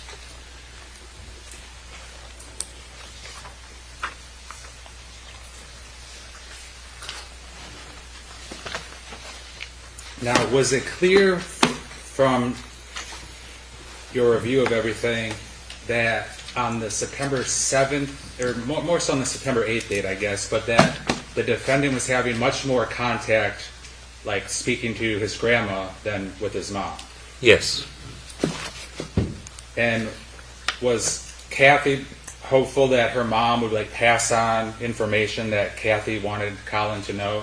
Yes. With the hope of what was Kathy's hope stated over and over? What was she trying to accomplish? Did Kathy say on multiple occasions that she wanted or demanded that Collin return home by 10 a.m. on Sunday? Yes. Did she make any threats whatsoever of physical violence to the defendant in any of the text messages or phone calls? No, not that I read. Did she make a bunch of threats that doesn't appear she followed through on, such as canceling his phone service or shutting it down? Yeah, it appeared she made threats to close it down permanently, but it was on and off sporadically. Did she make threats to cancel his car insurance? Yes. Did she make threats to sell his car? Yes. Did she make threats at some point to like take him out of school or disenroll him? Yes.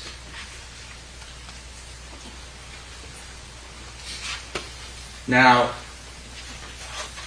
turning to State 196, did she also send a similar text message to Susan, explaining to Susan, her mom, that she was going to be turning over videos of the defendant admitting to killing the person and planning the murder from the year prior? Yeah, she wasn't getting the response from the defendant, so she texted the same text message just advising her to tell him the same text that I read. And I'm going to approach with State Exhibit 196.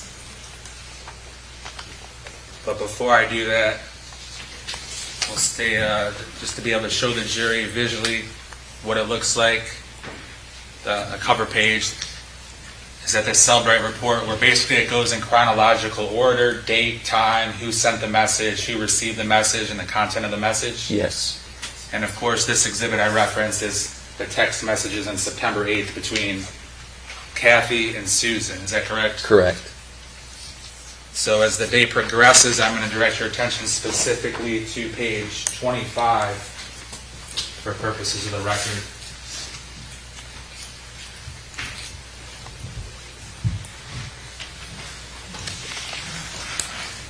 So correct me if I'm wrong, but if you could look at page 1 first, does that appear that a text message conversation begins at roughly 3:50 a.m. on early Sunday morning, September 8th? Yes, it does.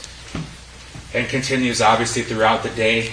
Look at page 25, which I separated. Also handed to you.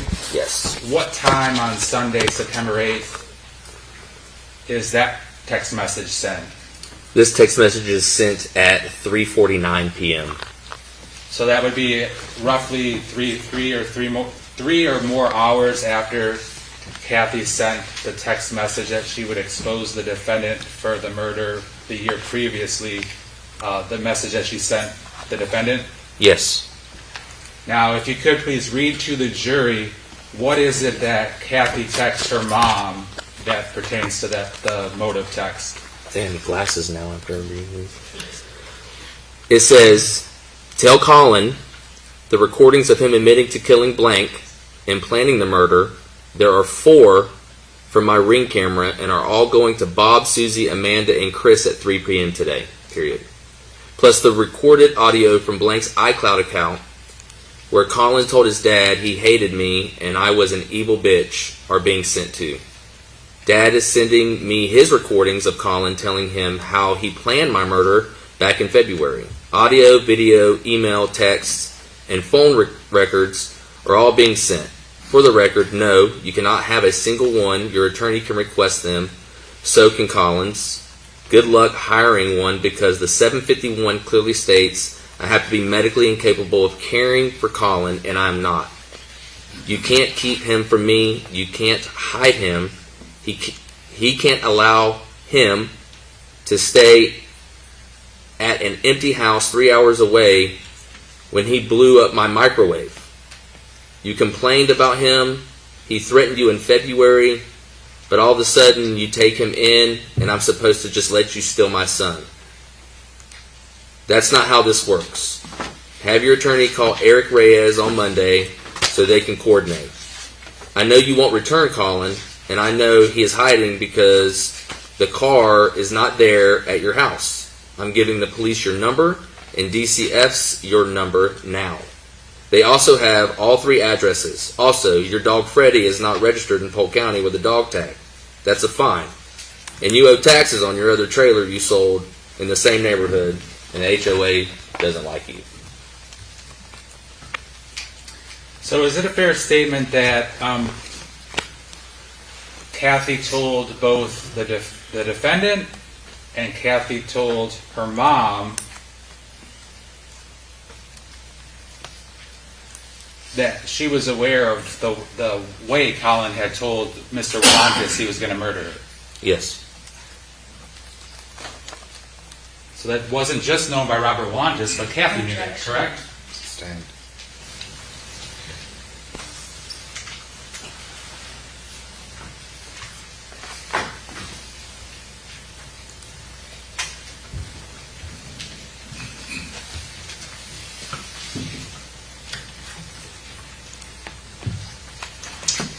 Is one of the last things that was heard on the Ring footage that Kathy was giving the defendant two options, either get in the car with her, or 3 options: get in the car with her, follow her in his own car, or she would call the police. Objection, Judge. I think that's a mischaracterization. That was between her and Susan, that phone call.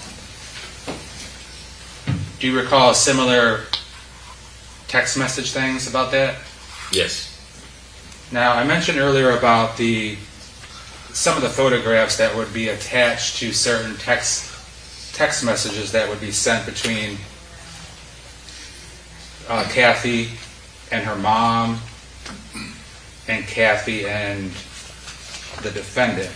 Going back to 188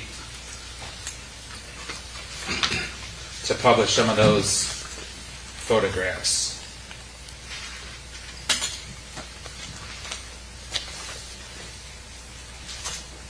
Do you recall from yesterday, Detective Peters, the chores that the mom was unhappy with Collin not doing?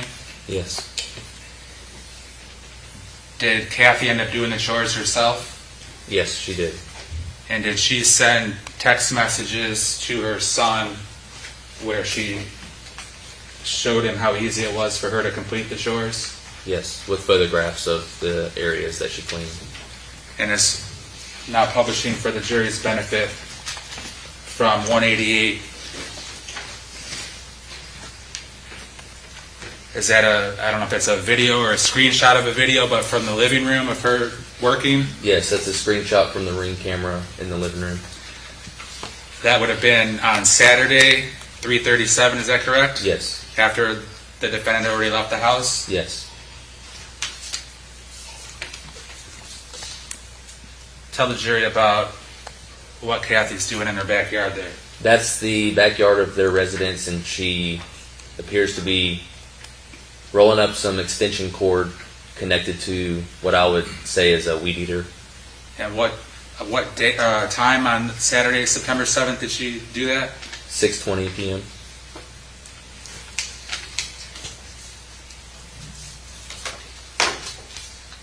What can you tell us about that? That's a Ring camera connected to the front of the residence. Appears she's taking out garbage. What time on Saturday? 4:47 p.m. What can you tell us about the time and what she's doing in that photograph, if you can tell? Appears that she's cleaning like was observed in the video yesterday, and that's at 3:37 p.m. from the living room Ring camera. And then a photo, what was in that, what subject matter was that in reference to? That's the call log in reference to her attempting to contact Collin.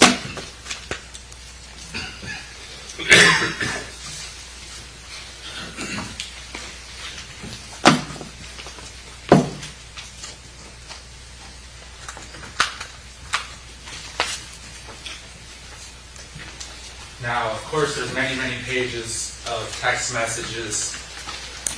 Does the subject matter stay pretty consistent between Kathy and Collin? It does.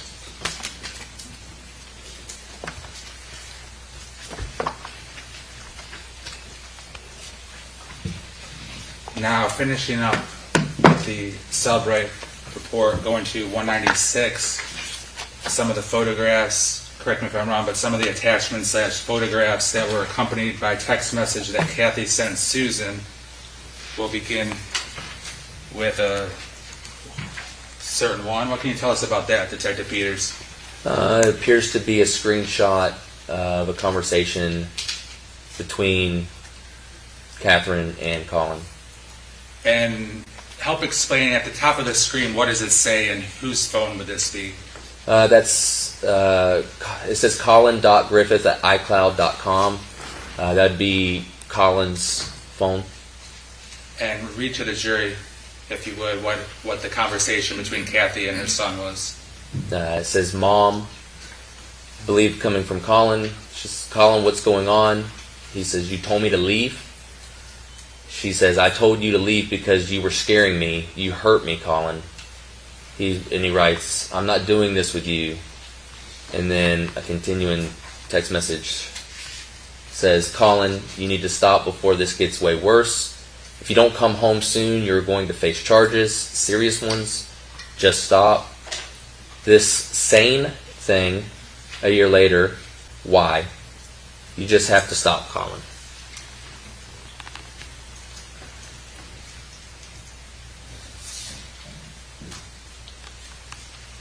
Now this one, there's a little different icon at the top. Can you tell the jury what that is? That's an icon of the defendant with his name underneath of it as a contact. And what does this message say? From where it starts is, you want to throw your, and I'm assuming that says life, away like this and hurt me. I'll let everyone see you for who you are. All the comments and admissions made on Ring camera. You chose Collin now, or you choose Collin now. Respond that you will be home by 10 a.m. today. That's in 2.5 hours. Or don't respond and go back to court. You choose as always. And that's the last read you get at 7:28 a.m. Remember that you chose not to respond and instead just read the text. Another photo of screenshots? Screenshots appears to be a photograph, maybe of some court documents. And then the bottom says, you do not have my permission, and you did not call Monique yesterday and notify her. You would be going, and it doesn't matter because you have to have my permission to, which you don't, and you've read my messages and called me and still refuse to come home. Probation violations out the ass. You have until 10 a.m. That's it. And then, what is that? That is the phone log. That appears to be a screenshot of a voicemail.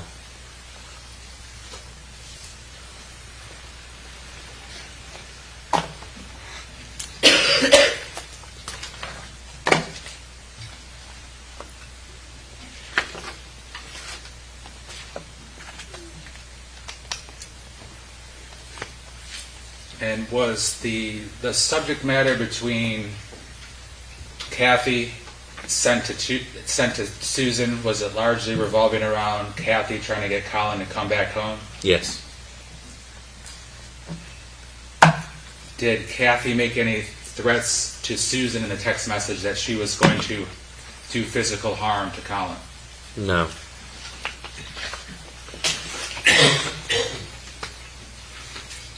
If I may have a brief moment, Your Honor.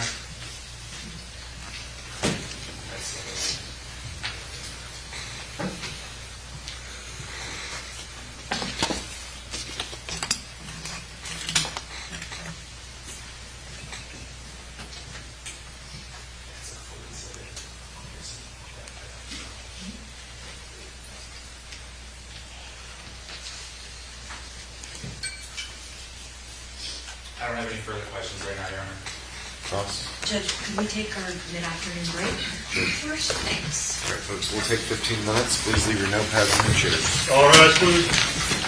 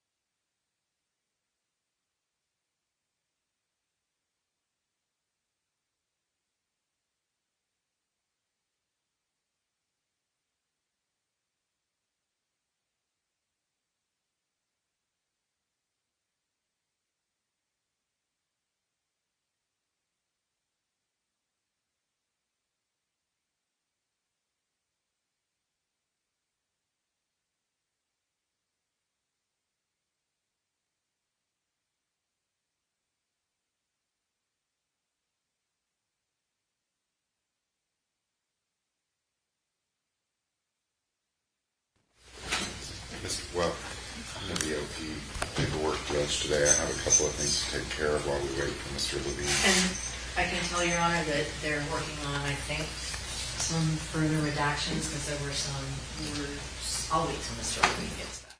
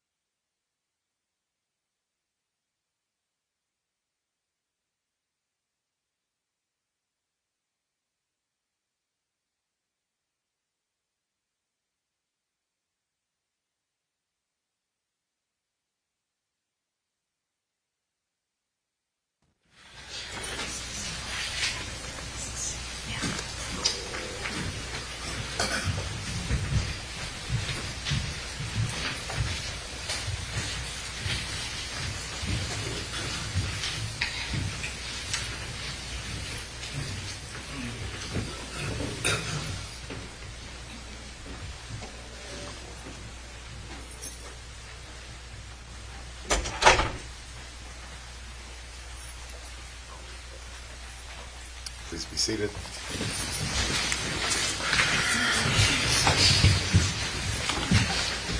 Ms. Thornhill, cross. Yes, thank you. Detective Peters, I wanted to flesh out some of the things that you mentioned on your direct testimony. And that was included in the ring videos and the text messages. Okay. In the ring video from September 8th, where Kathy is talking about, and you know what he's doing at your house? This is with Susan.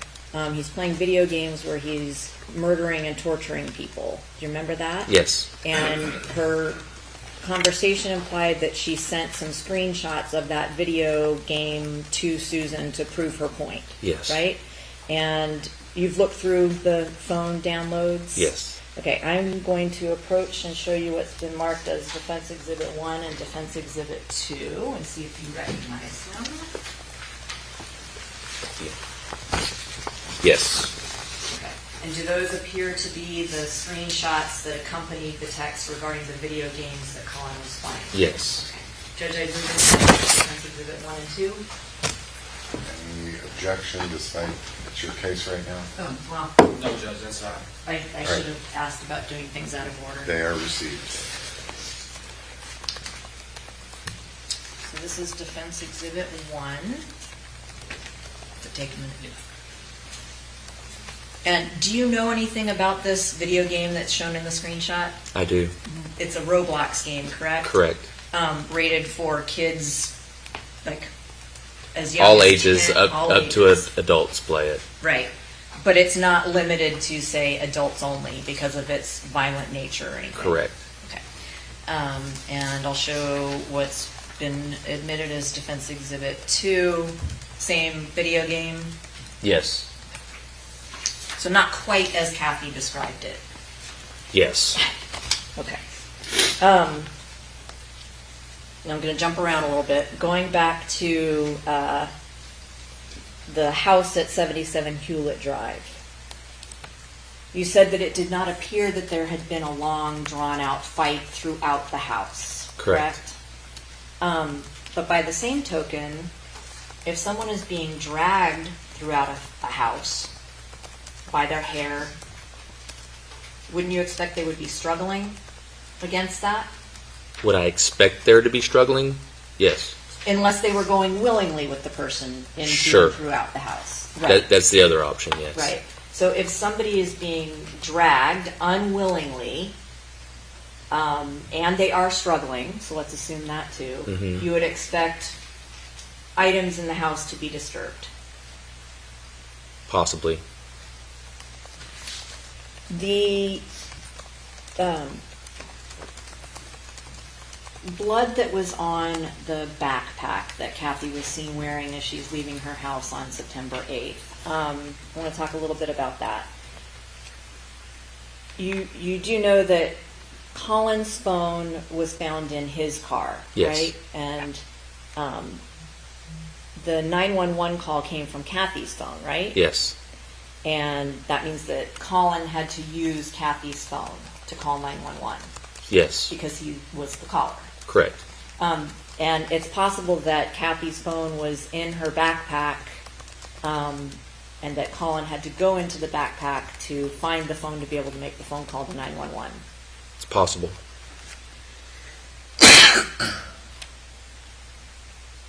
The Ring cameras, you said that there were cameras in the 5 different cameras, one an outdoor, one on the doorbell area. Yes. Right? Then one in the living room. Correct. One in the kitchen. Correct. And then one in each of Collin and Kathy's bedrooms. Yes. And the Ring videos we've seen are from the kitchen Ring video. Yes. Camera, rather. All right, so before we get to more about those Ring videos, you could hear Kathy tell Collin to get out and not come home, correct, on September 7th? Yes. And she told him not to come back even if he was bawling his eyes out, right? Yes. And she made him, right? Give her keys. Give her the house keys Yes. and leave them there. Yes. And then from the living room video camera, you can actually see her locking the door behind Collin after he goes outside, correct? Yes. So he would not have been able to get back in that locked door. Unless there's another key outside that I'm not aware of. The living room video, the living room camera actually faces towards the kitchen, so it's almost the same view, but from the opposite direction. Right. Okay. There was a point where Kathy was waving her hand in front of, it looked like the TV, but it would also have been in front of the Ring camera. Yes. Right before she says, and it's all being recorded on my Ring video. Yes. Okay. So she clearly knows how to make sure that some things are captured on that Ring camera. Yes. Now, the clips that were shown to the jury both yesterday and today, those aren't everything that happened from September 7th and September 8th, are they? No. I'll get to those in a minute. I'm sorry I'm not being very organized here, but before I get to those Ring videos, I want to talk a little bit about the text messages. Okay, so this is sort of a different version of the text messages between Kathy and Collin. It's been marked as Defense Exhibit 3. I'm going to approach and see if you recognize it. It's just in a little bit more readable format. Thank you. Yes, I recognize this. Yes. And even though it's not my case, I'd like to admit into evidence Defense Exhibit 3. Any objection? No objection. It is received. All right. I'm going to talk about some of the things that Kathy told to Collin over text message.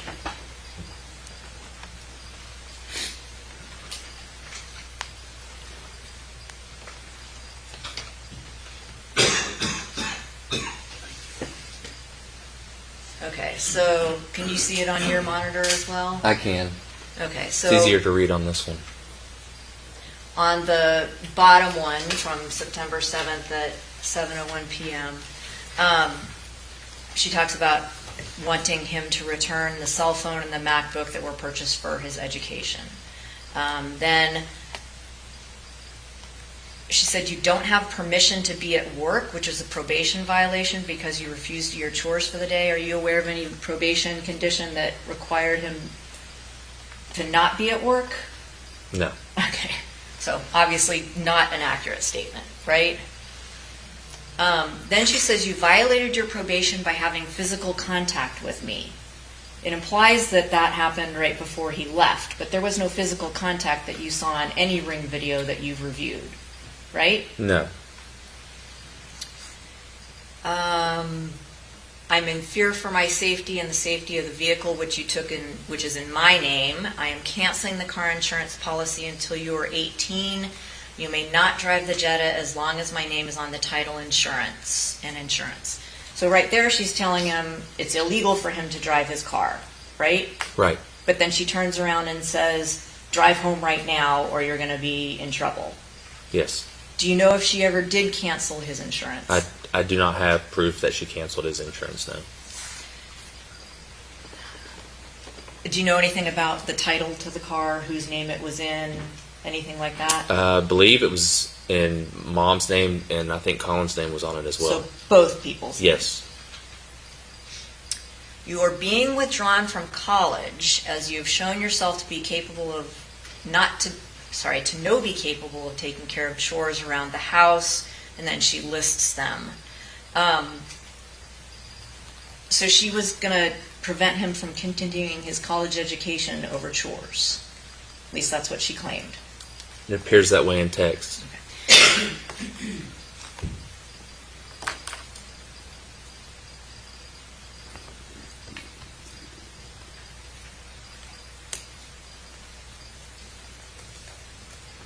Okay, that was it on that one.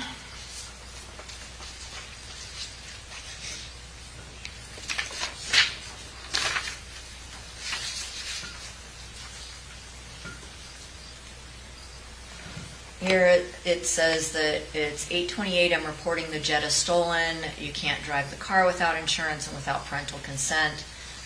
Do you know if she ever reported the Jetta stolen? I don't have proof of that, no. And was it even stolen? No. Because his name's on the title.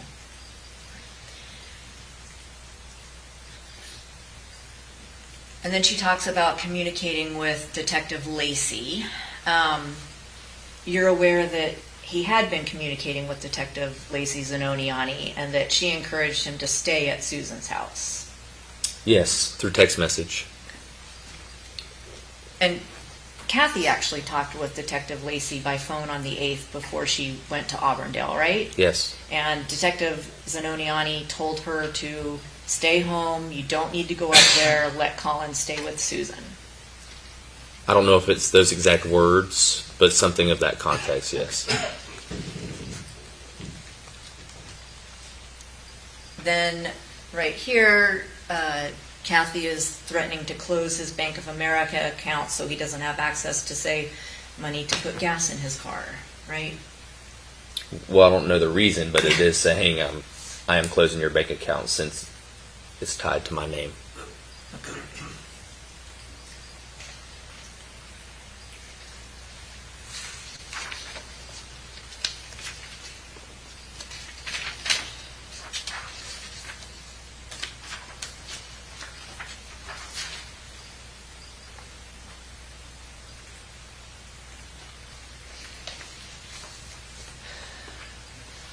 The top message talks about how Collin's probation paperwork says he cannot leave the county without her unless it's for school. There was a screenshot of the pink paper that we talked about that specifically says he can leave the county to visit his grandmother, Susan Detman, right? Yes. Okay. And you're aware of the 751 plan that existed between Susan and Kathy where each could have custody of him and it would be perfectly legal? Yes, I'm aware of it. Okay. I'm going to approach and show you what's been marked as Defense Exhibit 6, 7, 8, and 9. You may not recognize them, but take a look. See if you do. Thank you.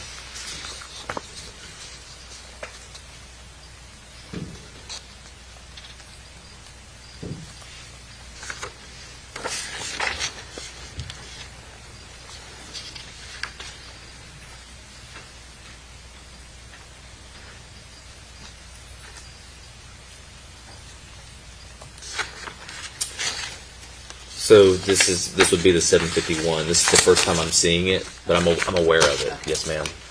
Judge, I'd like to admit into evidence those exhibits I just mentioned. It's the signed paperwork filed with the Charlotte County Clerk of Court, so I think you could take judicial notice of them as well. Any objection? No objection. They are received. Okay, I'm going to publish them then.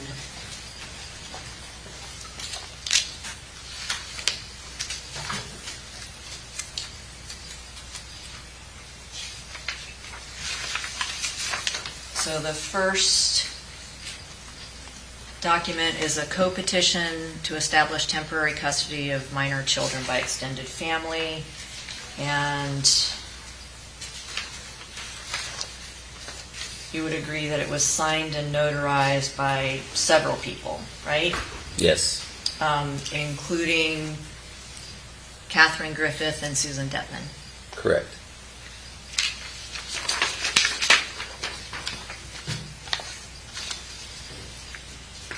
The next document is entitled Agreement and Consent to a Petition under 751. Also signed by Catherine Griffith and Susan Detman, along with attorney Jeffrey Rapkin. Yes. And that was Defense Exhibit 7.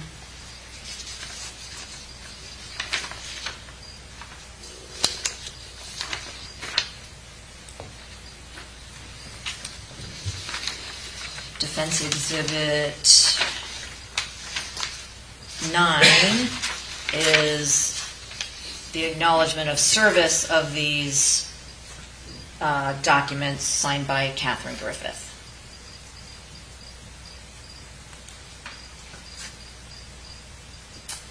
Yes. Okay, and that was December 10th of 2023? Yes.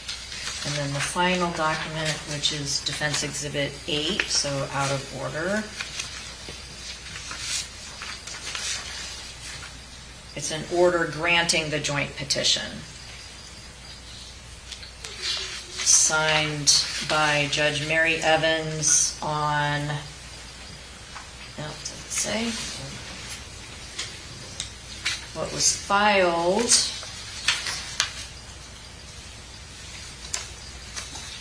I thought it said it on here. I think it's under the signature. Okay.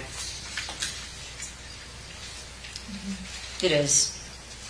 I can't read it. January something of 2024, I believe. Yeah, thank you, everyone.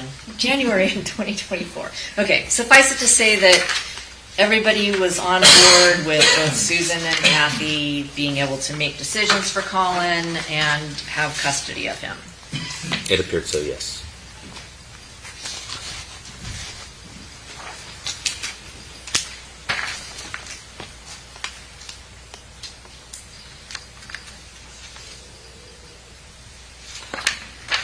Oh, yes, the pink paper with the permission to be out of county to visit the grandmother.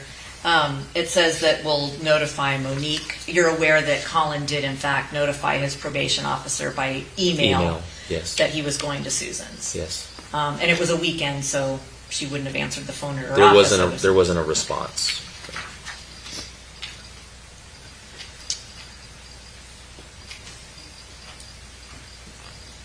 And then Kathy says that she's going to call the police and send them. She didn't ever call the police that you know of to send them to pick Collin up. Not to my knowledge, no.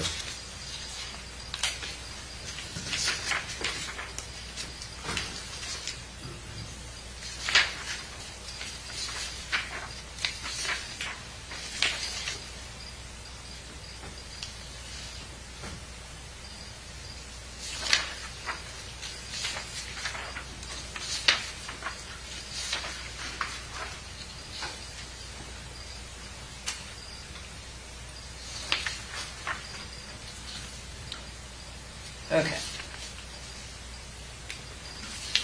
Then there's some texts about selling his car, and it's right here.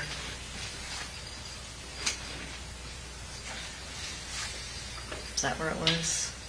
Okay, here we go, second one, where she claims she had gone up to Auburndale, tried to get into the community, the gates wouldn't let her in. She's at the dealership in Lakeland, all this elaborate explanation of how she's going to get rid of his car, but none of that was true either, was it? No, not that I'm aware of. Well, we see her on Ring video at Correct. all hours up until mid to late afternoon on the 8th, right? And that was at 10:54 a.m.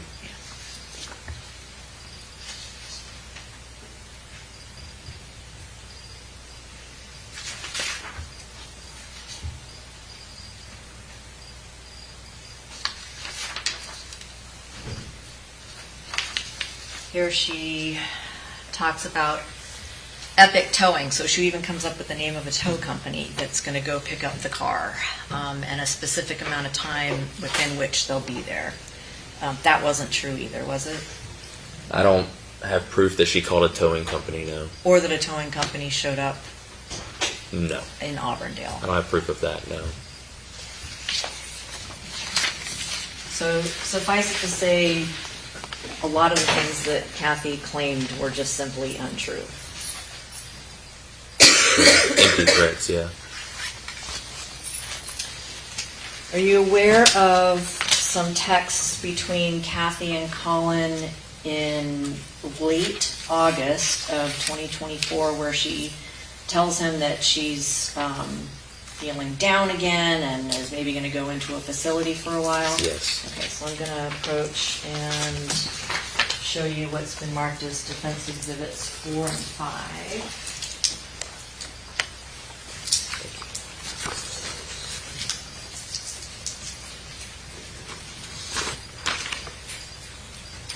Yes, I'm aware of that. Yes. Yes. And they appear to be the text from Kathy to Collin. Yes, it does. I'd like to admit into evidence defense exhibit 4 and 5. Any objection? No, Your Honor. They are received. I'll wish them real quickly. So down here on 724, no, that's not the one. Oh, that was the one. So it wasn't a week or so before. It was over a month before. But she's telling her son, just so you know, I'm not doing so good. I just had a long conversation with my mom, and she was basically my mom. She told me that she has stage 3 cancer. She's in Georgia, and she's not going to help me with DVC. Do you know what DVC is? Is it Disney Vacation Club? Oh, I know what that is, but I didn't know the abbreviation for it.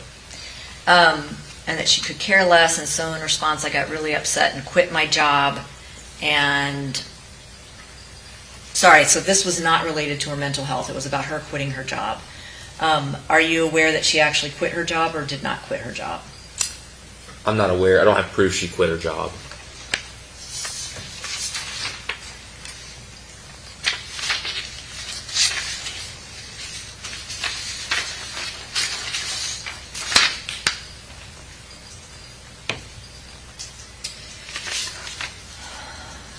And then also on July 24th, Kathy talks about how she sold the house, and that this story about how somebody has assumed the mortgage and she was going to move out. Any proof that any of that was true? No, ma'am. And on Defense Exhibit 5,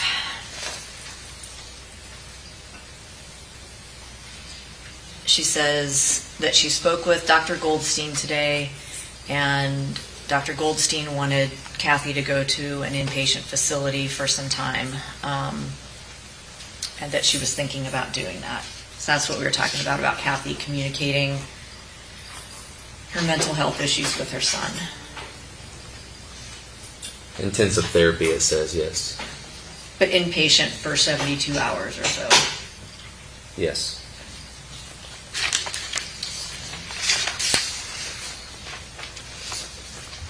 The Ring videos that were played, you already said they didn't include everything that happened that day. There are actually some parts that I wanted to see if you remember seeing. One is from September 7th, where Kathy is trying to get a lid off a cup. Do you remember that part? Vaguely. And she then starts yelling at Collin and blaming him for cutting her hand. Vaguely. Okay. I'd have to see it again. Okay, well, that's what I'm hoping to do. This is Defense Exhibit 10. Do you have any objection to it? No, it's not. Judge, I'm going to publish yes, I'm offering it into evidence. Defense Exhibit 10. It's a portion of the Ring video from September 7th, 2024. You have no objection. I don't object. It is received. And I'm only going to play a portion of it because a lot of it duplicates what has already been shown.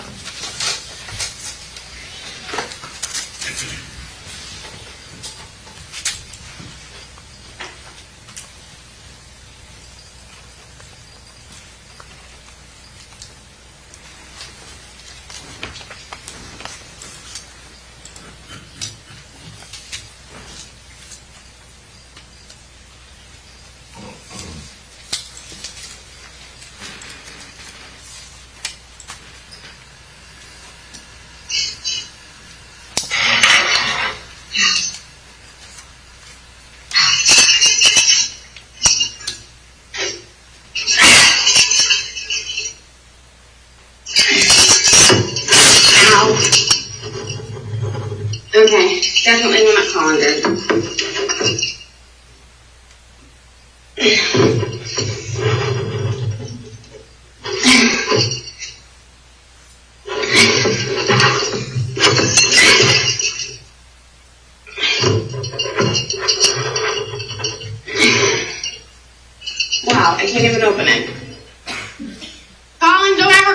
my cups that fucking tight. I can't even get the fucking lid off. I just cut my hand.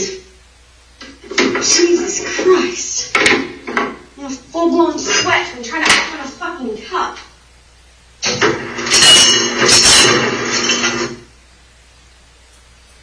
In that clip, does it appear that Kathy actually cut her hand? Doesn't appear so.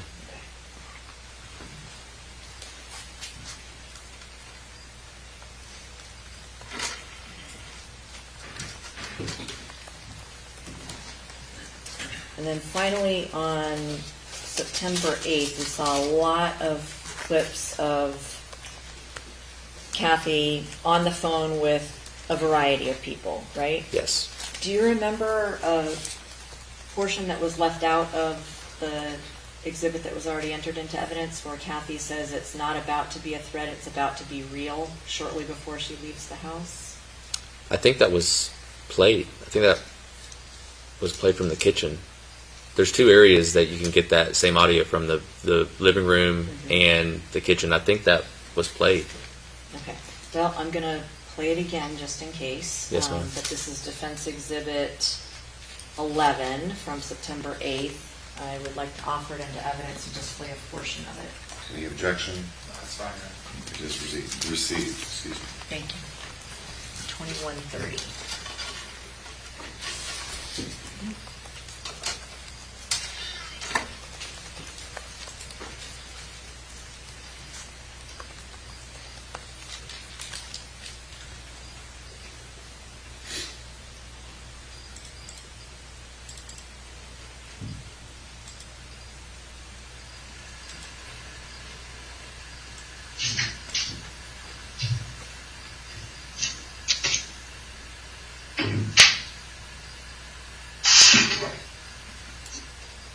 How he's better off at your house, where he's killing people, pretend, and making fun of it, and kidnapping them, and having them tied to little chairs while he tortures them and kills them with other people in this game story that he has. I sent you the pictures. It's 2130. That's okay.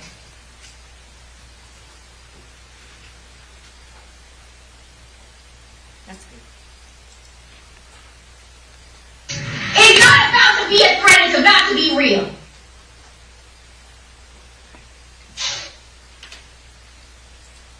And I apologize if that had already been played. Yeah, it was played on the other one.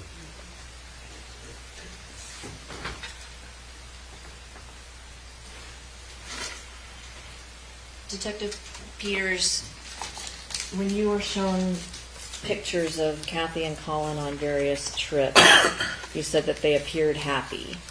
In some of these clips and in some of the text messages that the jury's seen today, Kathy appears quite angry, correct?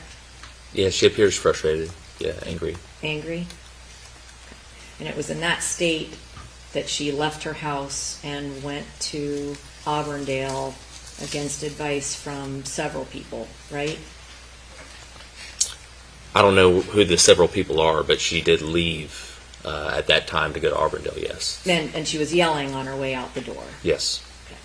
But you're aware that several people told her not to go to Susan's house and to let Collin stay there. Detective Lacey, yes. And Susan. Susan. Yeah. So at least two people. Yes. But she ignored them. Yes. I don't have any other questions, I don't think. If I could have one.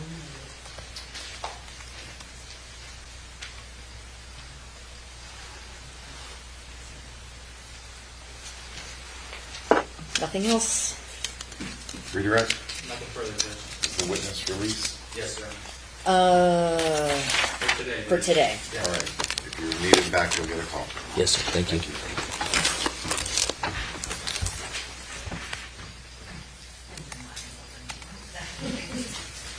Mr. Levine? Judge, that will conclude the witnesses for today. Ladies and gentlemen, we're going to break for the weekend. Remember not to start to think about how you might decide the case. Again, you cannot talk about the case or look anything up. Remember to be careful with the news. Enjoy your weekend, and we will see you Monday morning at 8:30. All rise, please.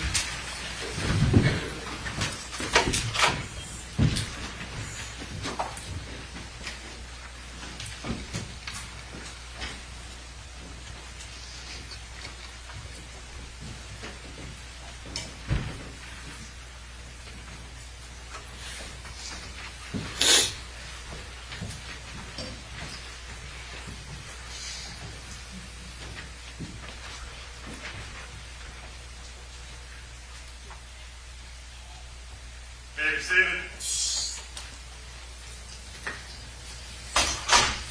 Anything before the weekend recess? No, Your Honor.